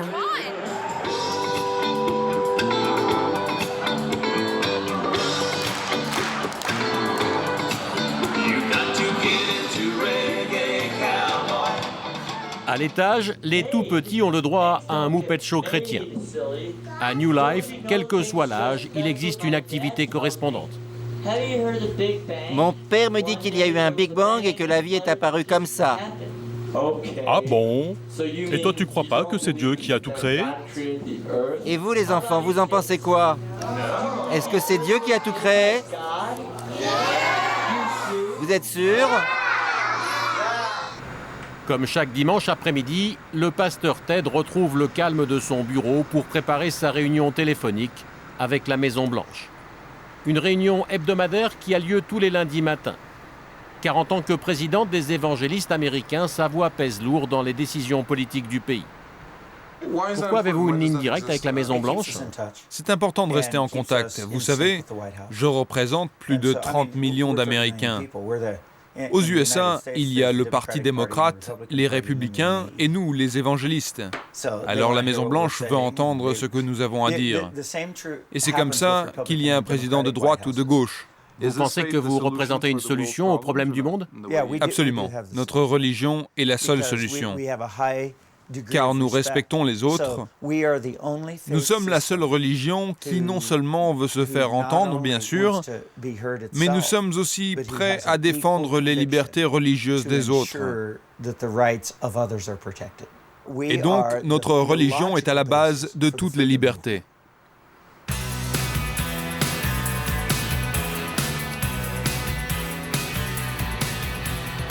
Direction Washington, justement, le siège du pouvoir aux États-Unis.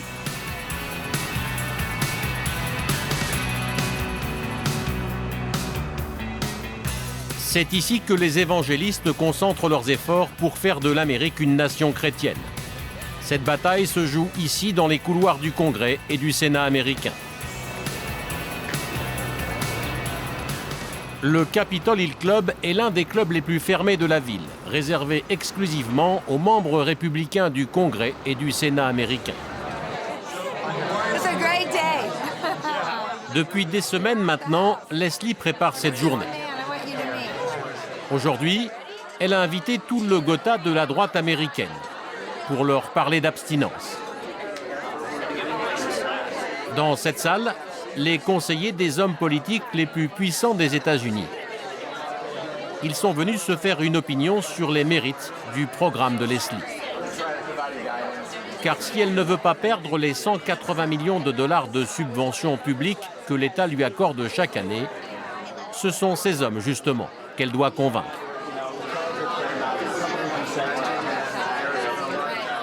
L'un d'entre eux est déjà acquis à sa cause. C'est le sénateur Sam Brownback, l'un des hommes politiques les plus puissants de Washington et l'un des plus conservateurs aussi. Leslie, on va bientôt commencer. On fait une prière avant de manger? Non, surtout pas. C'est un lieu public et c'est le contribuable qui paye le déjeuner. Mais le sénateur Bronsbach, lui, ne s'encombre pas de ses préoccupations. Mesdames et messieurs, je voudrais tout de même commencer ce repas par une prière. Alors Christy, si vous pouviez venir et bénir ce déjeuner.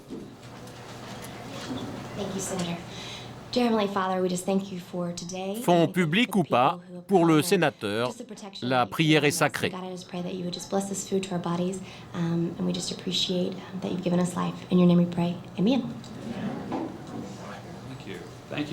Merci beaucoup. Dans quelques instants, je vais vous présenter une femme qui restera dans l'histoire de ce pays. Sa vision et son courage lui permettront, je l'espère, de transformer les États-Unis. Alors c'est avec un grand plaisir que je vous présente Leslie Unruh, présidente du Centre pour l'abstinence, la plus importante organisation mondiale pour la promotion de l'abstinence jusqu'au mariage. Alors sans plus attendre, voici Leslie Unruh.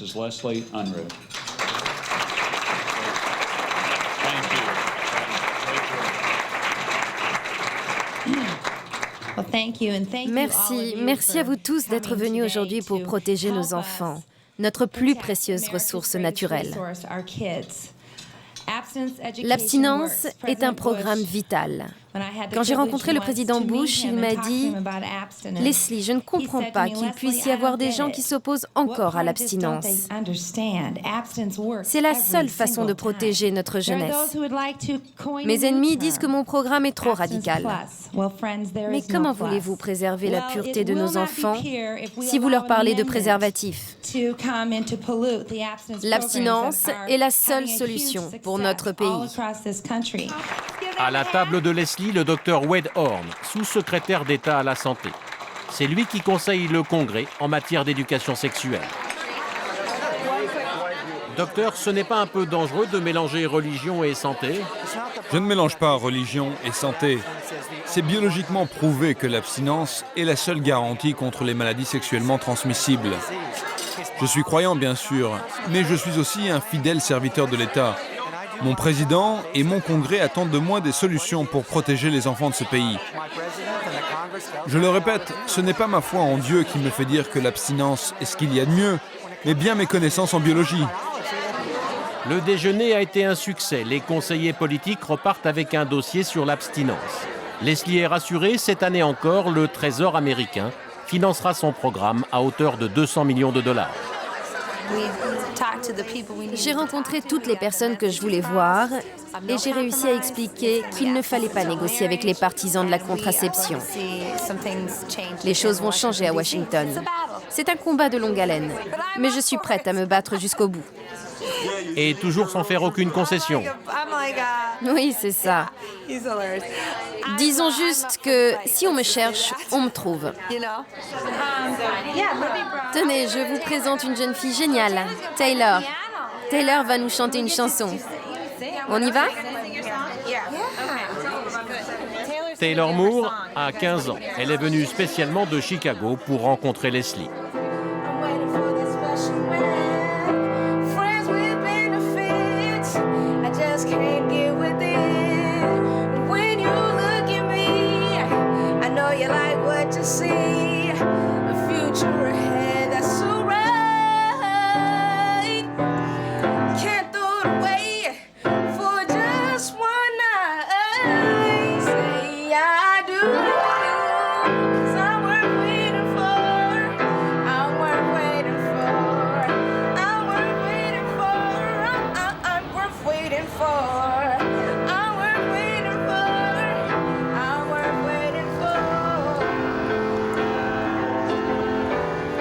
Le soir même, Leslie rentre dans le Dakota du Sud, à Sioux Falls.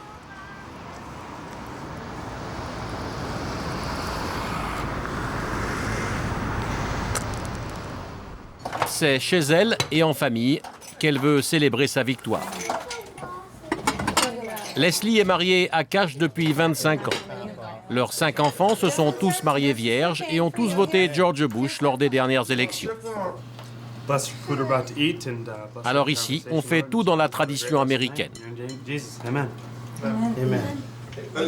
C'est un repas typique du Dakota? Oui, il y a de la purée, du poulet, du steak. Oui, ensuite on va rajouter de la glace. Ça aussi, c'est assez typique. Cette dernière élection reflète le désir grandissant des Américains de retrouver des valeurs morales, des valeurs qui se sont perdues dernièrement et qui étaient pourtant à la base de notre culture. C'est grâce à ces valeurs que notre famille est si soudée. Dieu nous a vraiment bénis.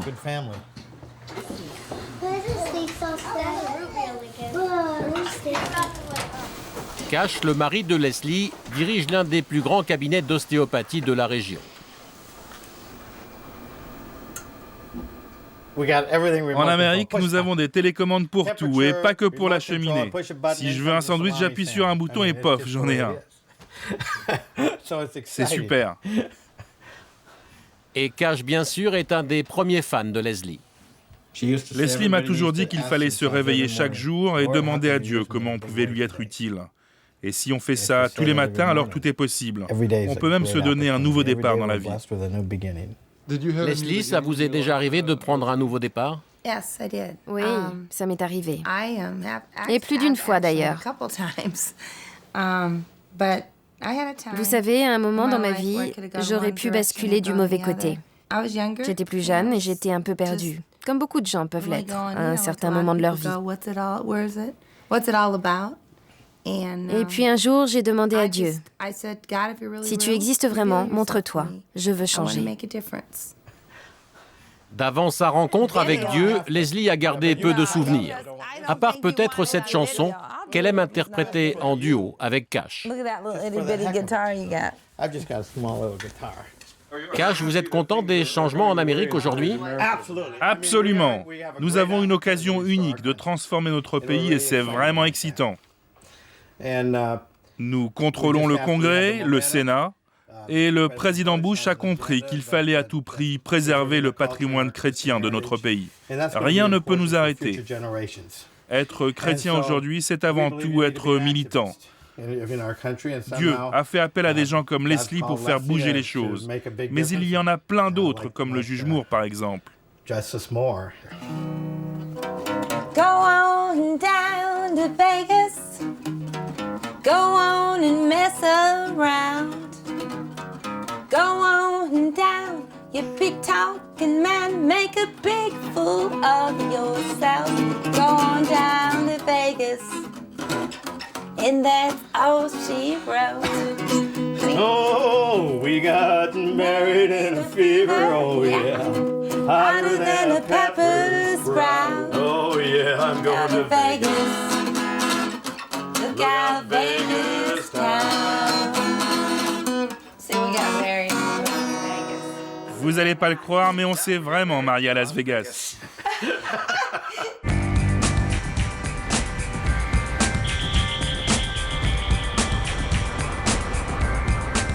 Nous quittons le Dakota du Sud, direction Chicago, la capitale économique du nord de l'Amérique.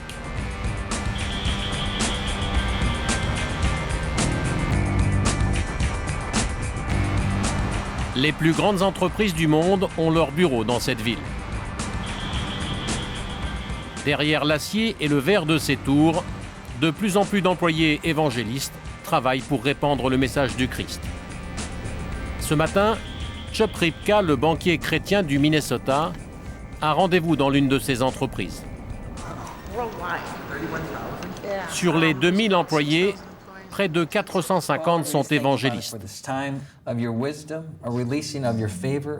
Quelques-uns se sont regroupés au sein du Conseil des chrétiens. Ce sont eux qui ont fait appel à Chuck. Ils veulent qu'il partage avec eux son expérience de la foi dans le travail.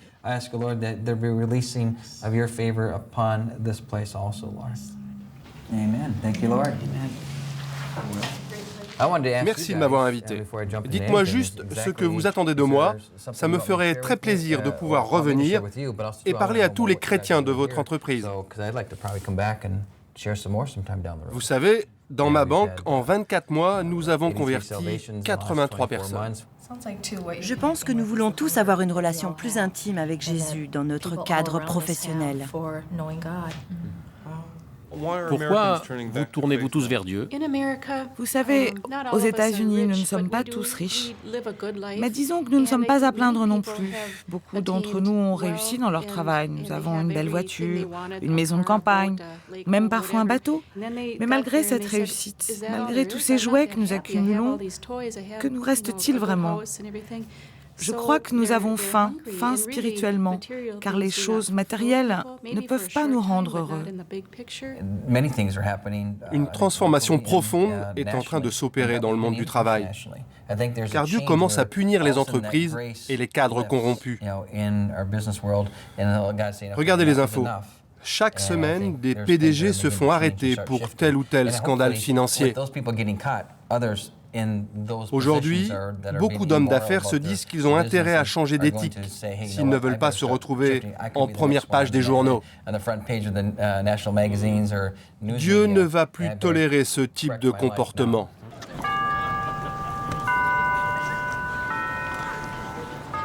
Wheaton College, à une demi-heure du centre de Chicago. Une autre université chrétienne où sont formés les futurs dirigeants d'entreprise qui, comme Chuck, rêvent d'un monde plus moral. La devise est claire, travailler pour le Christ et son royaume. Chuck a été invité par le responsable du département des études économiques.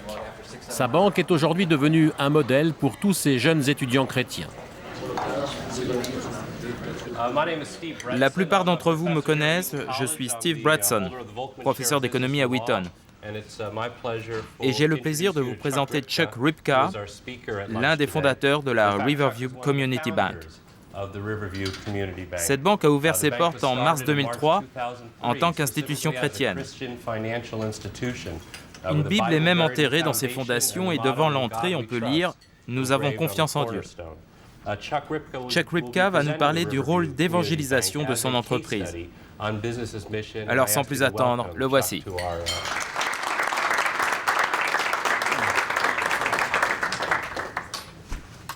Merci. Nous sommes la banque avec le plus fort taux de croissance dans tout l'État du Minnesota. Le jour de notre ouverture, Dieu m'a dit « Ta banque aura un tel succès que même les non-croyants vont s'y intéresser. Et lorsqu'ils te demanderont comment tu fais, tu leur diras simplement la vérité. Car aujourd'hui, vous pouvez convertir plus de gens sur votre lieu de travail que dans votre église. C'est dans les entreprises que doit se faire le travail de Dieu. N'ayez pas honte de votre foi. Emportez-la partout avec vous, que vous soyez dans votre entreprise ou chez vous. Et pour ça, vous n'avez pas besoin de m'imiter. Suivez le chemin que Dieu vous a réservé et il s'occupera du reste.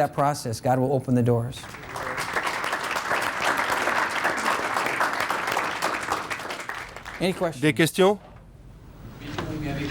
Est-ce que votre foi influence la façon dont vous faites crédit? Nous sommes une banque commerciale comme une autre et nous nous plions aux lois du marché. Nous ne faisons pas de favoritisme, que vous soyez chrétien ou pas, même si effectivement beaucoup de nos clients le sont. En fait, notre foi permet d'établir un rapport de confiance avec les gens.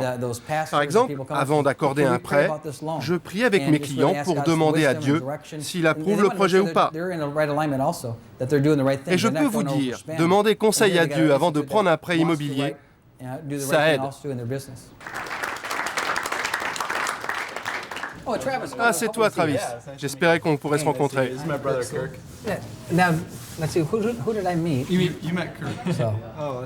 Ça vous a plu?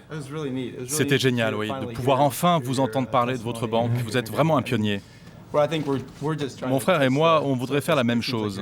Et sur le campus, on a même créé une association pour promouvoir la chrétienté dans le monde du travail. C'est dans les entreprises qu'il y a le plus de monde à convertir. C'est un endroit idéal pour évangéliser. Et nous, on est super enthousiastes. Chuck, ça vous fait plaisir qu'il y ait une relève? Oui, bien sûr. Vous savez, j'ai mis 20 ans à faire ce que je fais aujourd'hui. Mais je pense que cette génération fera la même chose que moi en 20 mois. Chuck est un véritable exemple pour nous. Il nous a montré que nous n'avons pas besoin de dissocier notre foi chrétienne de notre vie professionnelle. Bon, encore merci. Vous avez une carte de visite? Oui, bien sûr. Merci, monsieur. Salut les gars, bonne chance. Hey, thank you.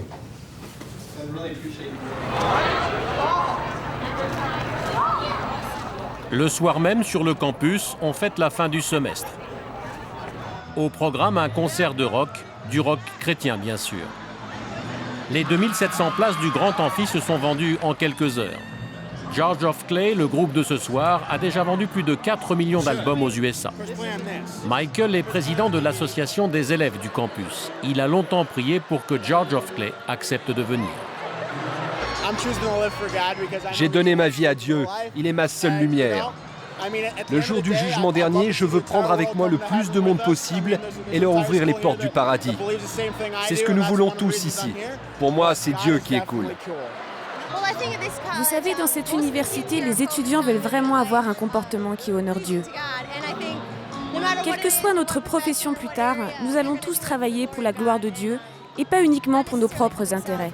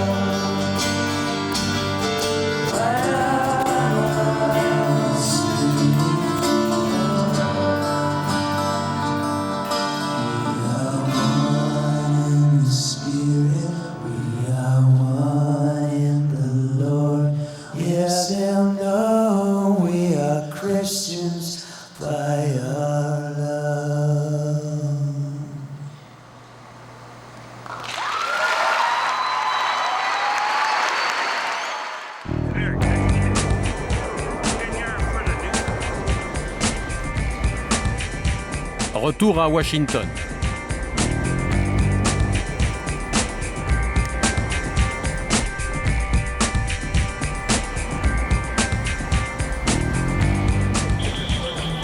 Ce matin, sur les marches de la Cour suprême, toute l'Amérique chrétienne s'est donné rendez-vous pour défendre les 10 commandements.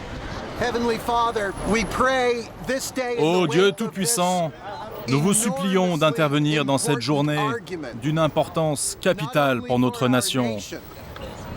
C'est aujourd'hui que la Cour entend les arguments des deux camps.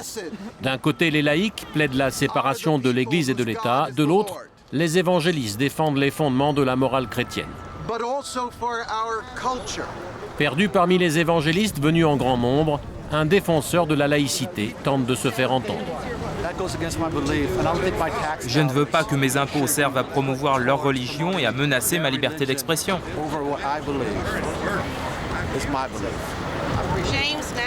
L'un des fondateurs de ce pays a dit que l'avenir des États-Unis reposait sur un peuple respectueux des 10 commandements. Vous n'avez pas le droit d'imposer vos valeurs chrétiennes aux autres. J'ai le droit de ne pas croire en Dieu. Moi, je te le donne, ce droit. Mais vous êtes en train de me le retirer. Vous ne voulez pas qu'on vous parle de Dieu? Eh bien, nous, on ne veut pas entendre dire que Dieu n'existe pas. C'est comme à l'époque du macartisme. Vous êtes en minorité ici. Je ne sais pas quoi vous dire. Il y a beaucoup trop de moutons dans ce pays. Beaucoup trop de moutons qui ont besoin de croire en quelque chose. À quelques mètres de là, le révérend McDougall, un ami personnel du juge Moore. C'est aussi l'un des organisateurs de cette manifestation. Une révolte se prépare en Amérique. On veut nous retirer notre héritage chrétien. Notre pays a été fondé sur la base des 10 commandements. Nos ancêtres sont venus en tant que missionnaires pour fonder une nation chrétienne. 34% du texte de notre Constitution est tiré directement de la Bible. Pour marquer la journée et les esprits, le révérend McDougall a demandé au juge Moore l'autorisation de faire venir les fameux 10 commandements à Washington. Le monument de marbre arrive tout juste de l'Alabama, mais sans autorisation. Walter, nous sommes en place. Et le monument est bien arrivé devant la Cour suprême. C'est la première fois que vous le voyez? Oui. Oui, c'est la première fois que je vais le voir de si près. J'en ai tellement entendu parler. Eh, vous n'avez pas le droit de vous garer ici. Nous voulons simplement montrer les 10 commandements. Je ne veux pas le savoir, il faut partir. Vous me présentez votre permis de conduire ou vous partez sur le champ. Mon permis? Oui, le permis ou déplacer ce camion. Donnez-moi une seconde, je le cherche. Bon allez, ça suffit. Dégagez-moi ce véhicule tout de suite. Les 10 commandements repartent pour l'Alabama. Finalement, les juges de la Cour suprême ne statueront pas.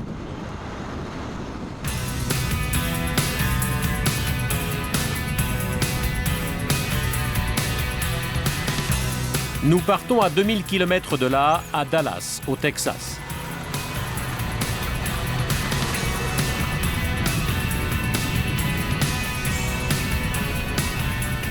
C'est le fief du président George Bush, un État grand comme la France. Sur le parking de ce centre commercial, une réplique en carton des 10 commandements signale aux clients la présence exceptionnelle du juge Moore. Le juge est venu promouvoir le livre qui raconte le récit de son combat. Déjà vendu à plus de 100 000 exemplaires, les fans du juge se pressent pour un autographe. Comme chaque fois qu'il fait des signatures, des Américains de tout âge et de tout milieu viennent le soutenir dans sa volonté d'imposer les 10 commandements comme piliers de la justice américaine.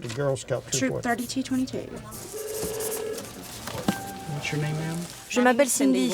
Il y a une dédicace pour moi et une autre pour ma sœur qui habite en Alabama. Nous vous soutenons, monsieur le juge, et nous avons même fait une donation à votre fondation. On vous aime, on vous soutient. Vous venez d'où? D'Arlington, dans le coin.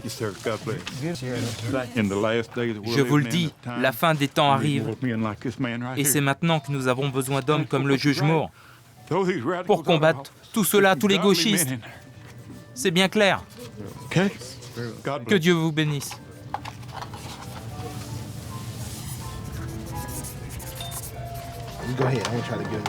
Regarde ce que j'ai acheté. Je veux qu'il me le signe.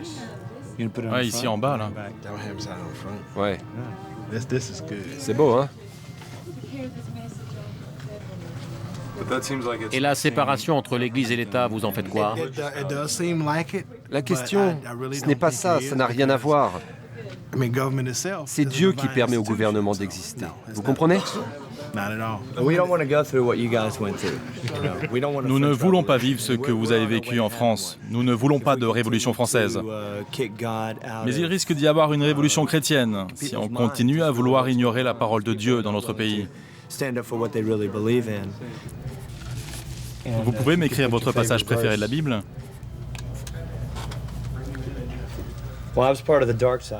Je faisais partie du côté obscur avant, mais aujourd'hui j'ai changé ma vie. C'est ça la différence entre nous et les autres, une fois qu'on a vu la lumière. C'est quoi le côté obscur? Le côté obscur, c'est celui qui n'obéit pas à Dieu, qui ne suit pas ses commandements. Et pourquoi vous portez des bracelets de couleur? C'est simple. Celui-ci, c'est pour me rappeler qu'il faut prier pour la paix en Israël. Vous, les Français, vous vous en manquez un peu, non? Celui-là, c'est pour nos soldats. Et enfin, le dernier, c'est pour abolir l'avortement dans notre pays. Comme ça, à chaque fois que je prie aussi pour ces trois choses. Monsieur le juge, certains de vos détracteurs disent que votre mouvement est en train de s'essouffler. Vous en dites quoi? Vous voulez dire que c'est un peu mon dernier tour de piste? Non, je ne crois pas, car sans Dieu, il n'y a pas d'Amérique. Non, je vais vous dire ce que les gens veulent en Amérique aujourd'hui, c'est un retour à de vraies valeurs morales. Ce renouveau de la foi chrétienne n'est pas un événement unique dans notre histoire, mais l'envergure de ce réveil est sans précédent. Roy Moore a décidé de quitter la magistrature pour la politique. Est-ce qu'il va falloir vous appeler gouverneur un jour? Seulement si je suis élu.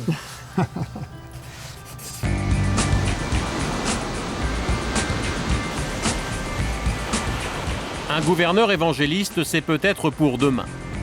Pas au Texas, mais en plein milieu de l'océan Pacifique, à Hawaï.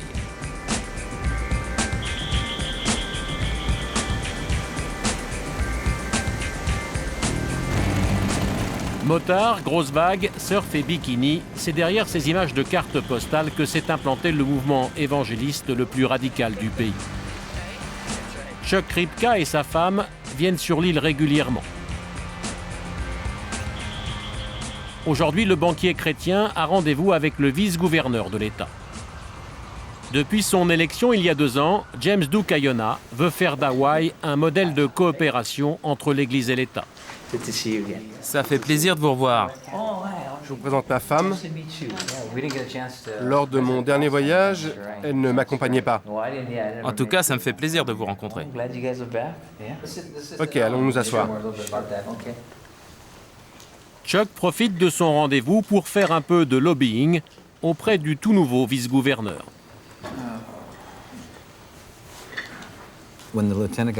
Lorsque vous verrez la vice-gouverneure du Minnesota, j'aimerais que vous lui parliez de ce que Dieu est en train de faire ici. Elle est chrétienne, mais je sais qu'elle n'ose pas trop parler de sa foi. Alors dites-lui de m'appeler. Je veux prier avec elle pour notre État, le Minnesota. D'ailleurs, ça ne vous gêne pas si l'on prie ensemble? Tenez, prenez ma main. Seigneur, bénissez Hawaï et merci d'avoir fait élire un homme comme le vice-gouverneur, un homme bon, au cœur pur. Seigneur, que cette île soit bénie pour toujours.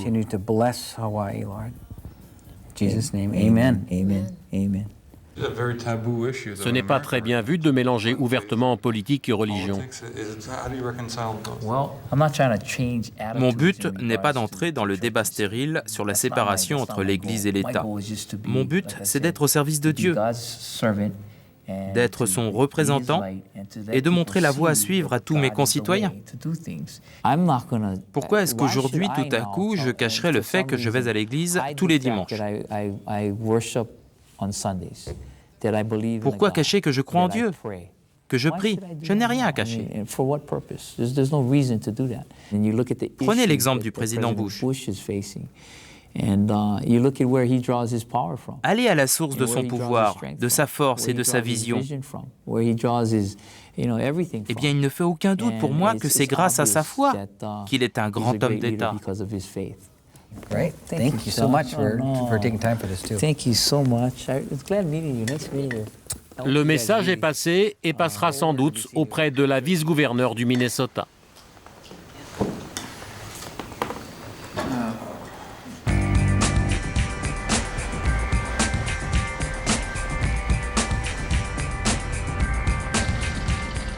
L'après-midi, Chuck, bien sûr, est invité à parler de sa banque par des employés qui désirent monter une cellule chrétienne dans leur entreprise.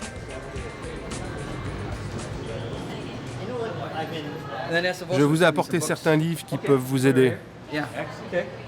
En excellent homme d'affaires, Chuck a tout prévu.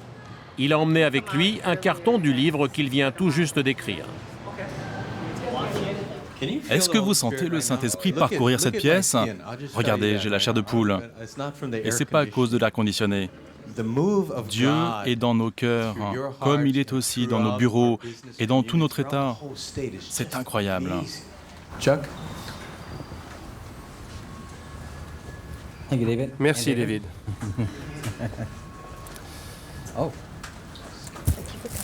Merci. Tout d'abord, bonjour à tous et merci encore de m'avoir reçu parmi vous. Mais avant de commencer, je voudrais vous montrer mon livre. C'est l'histoire d'Elk River. C'est facile à lire et vous verrez ce que Dieu est en train de faire, non seulement dans le monde du travail, mais aussi dans notre ville. En tant que chrétiens, nous sommes des serviteurs de Dieu. Notre mission est d'évangéliser, de faire entrer Dieu dans le monde du travail. Et à partir de là, Dieu prendra la suite des choses. Est-ce que Satan a déjà essayé d'attaquer votre banque? Enfin, de l'attaquer spirituellement? Oui, bien sûr. Le succès de notre banque est à double tranchant. En devenant un exemple pour le monde entier, nous sommes aussi devenus une cible pour Satan. C'est pour ça que nous devons être irréprochables dans notre travail. C'est le seul moyen de lutter contre Satan.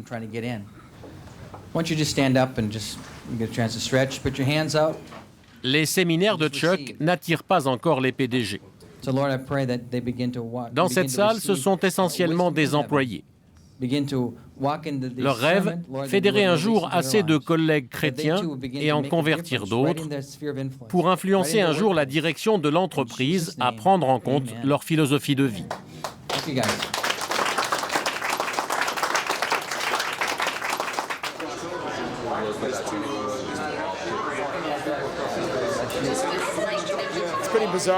En Europe, vous devez vous dire, les Américains sont complètement fous. Primo, ils réélisent George Bush, et secondo, ils sont obsédés par le Christ. Mais Dieu est en train de transformer l'Amérique. L'Europe ne croit plus en Dieu depuis longtemps. Mais nous, les Américains, nous n'avons pas honte de nos croyances. Ma mission en tant qu'évangéliste, c'est de partager mon amour du Christ avec tous ceux qui m'entourent et, si possible, les convertir.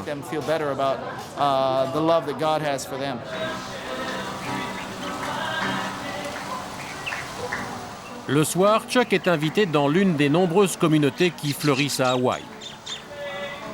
Ici, comme à l'époque de la conquête de l'Ouest et des pionniers, on préfère prier à la maison et entre voisins. Ce soir, c'est à l'occasion d'un anniversaire.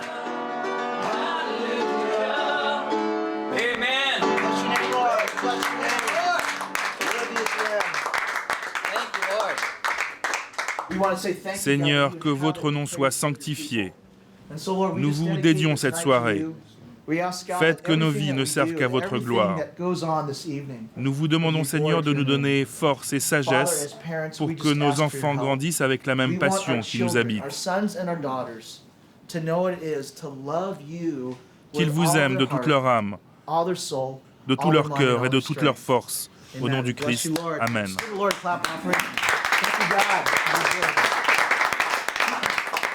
Ce soir, dans cette petite maison de banlieue, ils sont une dizaine de couples à se retrouver dans la prière. Ils sont tous évangélistes. Et ils ont tous choisi de vivre leur foi comme les premiers chrétiens la vivaient sans doute. C'est-à-dire sans règles, sans dogme imposé, ni par un pasteur, ni par une église. Regardez autour de vous, nous sommes une véritable communauté. Je préfère louer le Seigneur en compagnie de mes amis que d'être obligé, chaque dimanche, de me rendre dans une église pour prier pendant une petite heure. Quand je vous dis que je suis chrétien, ça ne fait pas de moi une bête de foire. J'ai le câble sur ma télé, je joue aux jeux vidéo, je surfe sur Internet. Je suis quelqu'un de normal, sauf que mes valeurs sont saines, des valeurs qui viennent d'un très bon livre, la Bible. Regardez autour de vous. Regardez le résultat d'une société qui ne respecte pas la Bible. Ça ne marche pas. C'est toute une accumulation de choses. C'est ce que l'on voit à la télé, les exemples donnés aux jeunes par les médias ou par Hollywood. Enfin, ce sont de mauvais exemples. Chuck est conquis, de retour à Elk River. Il organisera chez lui sa première réunion de prière. Vous savez, à Elk River, les églises traditionnelles sont complètement saturées. J'en parlais l'autre jour avec l'un des pasteurs. Nous n'avons plus assez de place dans les églises pour accueillir tous les fidèles de la ville. Alors je pense que ce qu'ils font ici est une solution idéale pour résoudre le problème. Je trouve ça vraiment génial. Happy birthday, dear Hadley.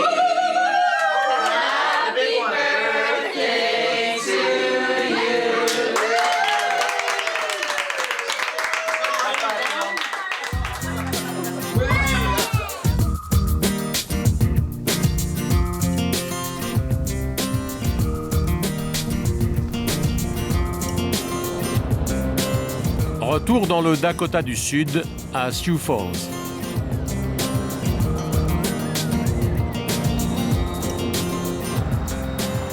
Ce soir, Leslie et son association pour l'abstinence ont organisé un bal de la pureté. Toutes les jeunes filles de la ville sont invitées. À quelques centaines de mètres des locaux de l'association dans la famille Kirby, on termine de se préparer. Bon, qu'est-ce que tu vas mettre ce soir? Mon ensemble bleu, je crois.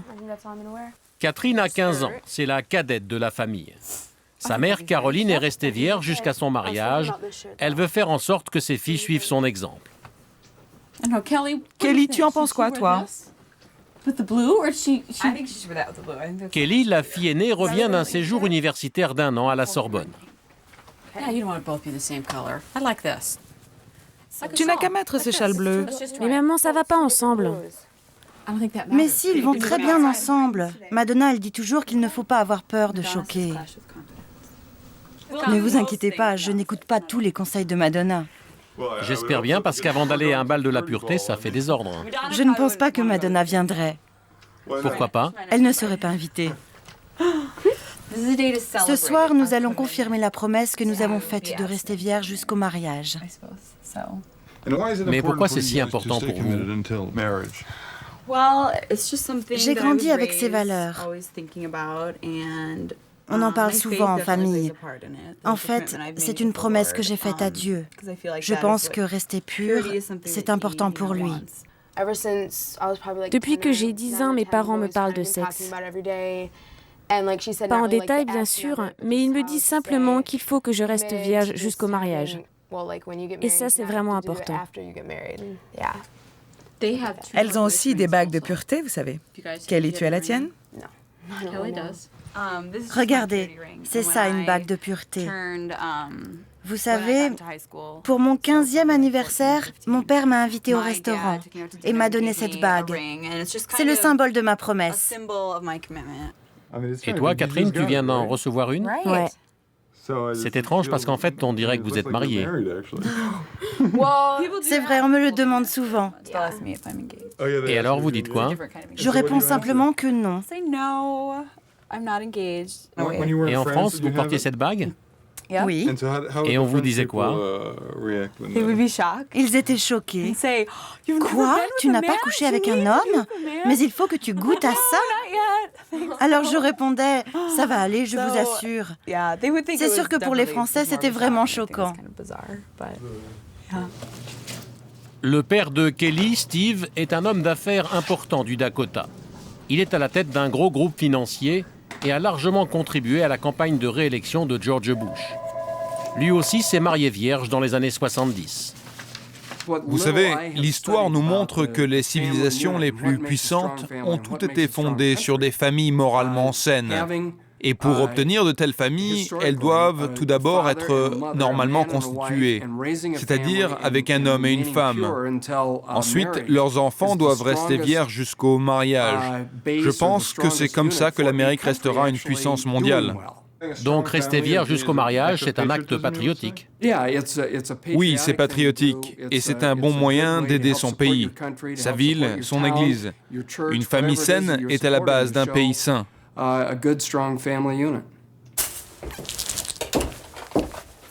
Dans la salle de bain, Catherine et Kelly, les deux sœurs, terminent de se maquiller. Mascara, blush, rouge à lèvres. Ce soir, c'est le bal de la pureté, mais il n'est pas interdit de séduire. Bon, je viens faire un petit tour d'inspection. Mon Dieu, pourquoi vous faites tout ça? Mais c'est super amusant. Oui, mais vous passez un tiers de votre vie dans la salle de bain. C'est plus amusant de se préparer que d'y aller. Ça existait, les balles de la pureté, quand vous étiez jeune? Non, j'aurais tellement aimé. Ça n'existait pas à l'époque.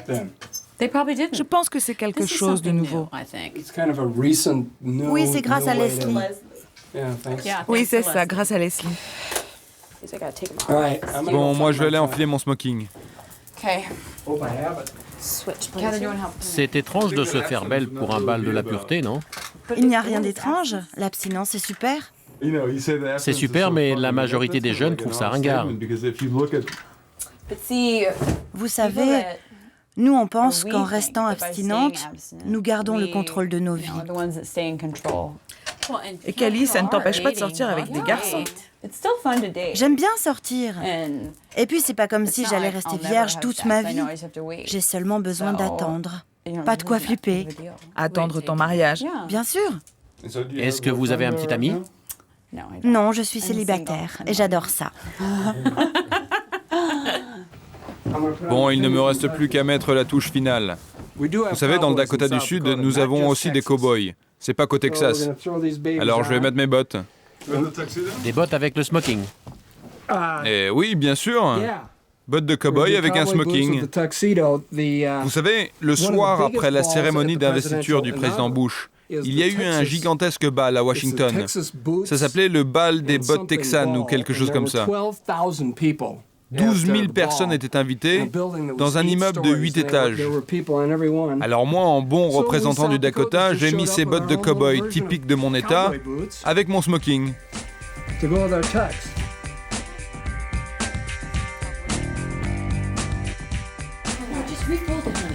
Let's go. 7h30, la limousine arrive et c'est aussi le moment de faire une petite prière. Seigneur Tout-Puissant, bénissez ce bal de la pureté, ce moment unique réservé seulement aux pères et à leurs filles. Je vous remercie aussi que Kelly ait pu rentrer de France pour être avec nous ce soir et nous prions pour une super soirée. Amen. Ready? Let's go, girls. It's so cold. Waouh, regarde la voiture comme elle est belle. Hello. Wow. I've got 2 dates. Amusez-vous bien. Bon chéri, on t'appellera. Bye. Tell Mom to call Jamie, because she called me. Okay. Call Jamie, Mom. Call Jamie? Okay, I will. Is Diago good to go? They're off. You're going to have Je suis sûre qu'ils vont passer une très belle soirée tous ensemble. Vous n'y allez pas? Non, et puis je vais enfin avoir la maison pour moi toute seule et je vais bien m'amuser. Bye bye. Le bal de la pureté est réservé exclusivement aux filles et à leur père. Ce soir, Kelly et Catherine, comme une centaine d'autres filles, feront serment devant leur père de rester vierges jusqu'au mariage. Allez, un petit toast pour le bal de la pureté et à mes fiancés d'un soir. Ooh la la. Oh, here's my dates. Hi, Kimberly. Ce soir, Steve s'est engagé à passer prendre 2 autres jeunes filles. Leur père est en voyage d'affaires, alors c'est à lui que revient la responsabilité de les escorter. Vous les filles, vous n'avez pas l'âge de boire de l'alcool, alors prenez de l'eau. Vous savez, souvent aux États-Unis, les grands mouvements naissent dans de petites villes comme Sioux Falls. Ce ne sont pas les politiciens de Washington qui nous disent « faites ci ou ça ». C'est parce qu'il y a des centaines, voire des milliers de gens qui pensent comme nous et qui partagent ces mêmes valeurs, celles d'une Amérique conservatrice, que les choses sont en train de changer. Dans la grande salle de bal, les premiers invités profitent de la piste de danse. Père et fille font leurs premiers pas ensemble.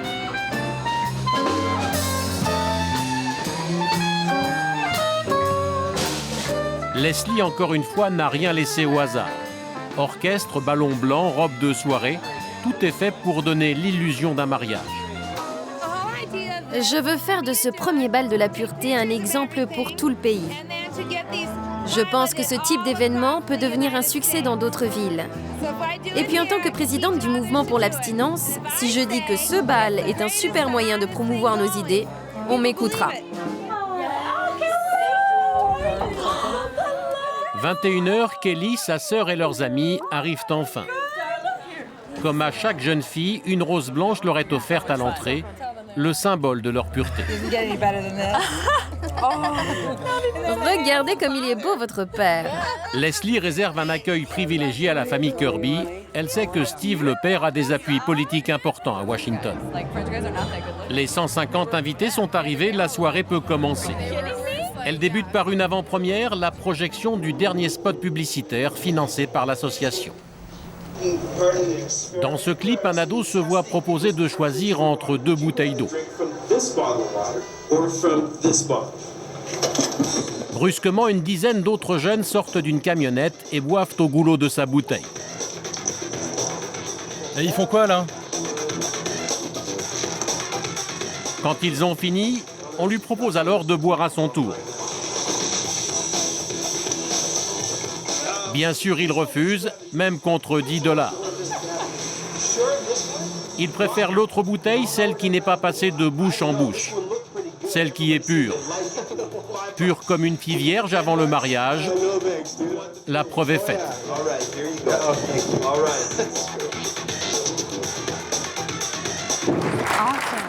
Après le clip, c'est l'heure du serment.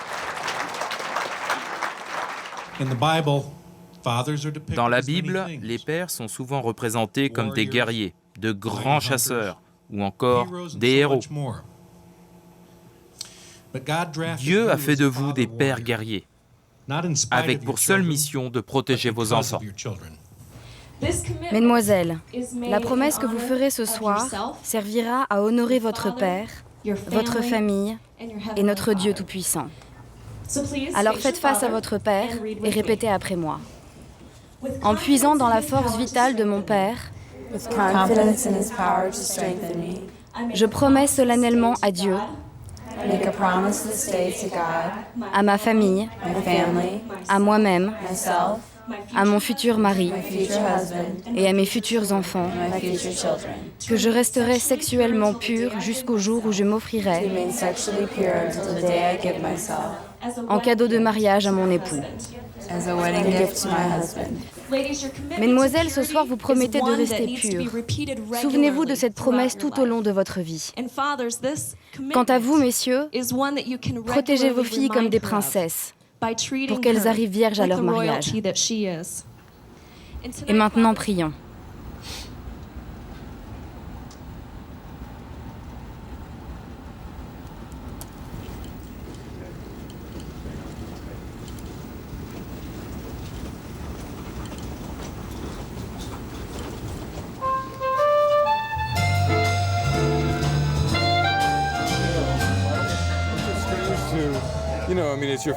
Ce n'est pas un peu gênant d'avoir son père à côté de soi lorsqu'on parle de sa virginité? C'est peut-être un peu étrange, mais c'est vraiment une décision très importante dans ma vie. Donc je pense qu'il faut en parler avec son père, comme on parle de ses études. Donc ce n'est pas si étrange que ça en fin de compte. Moi, ça me gêne un peu. Mais vous savez, c'est toujours difficile d'aborder avec vos enfants les sujets délicats. C'est sûr que pour lui dire de lire un livre et d'avoir de bonnes notes à l'école, c'est simple. Mais lui dire de rester sexuellement pur, c'est vraiment difficile. Après le dîner, chaque fille escortée de son père vient déposer une rose blanche devant cette croix, pour se rappeler que cette promesse, elle l'a aussi faite devant Dieu.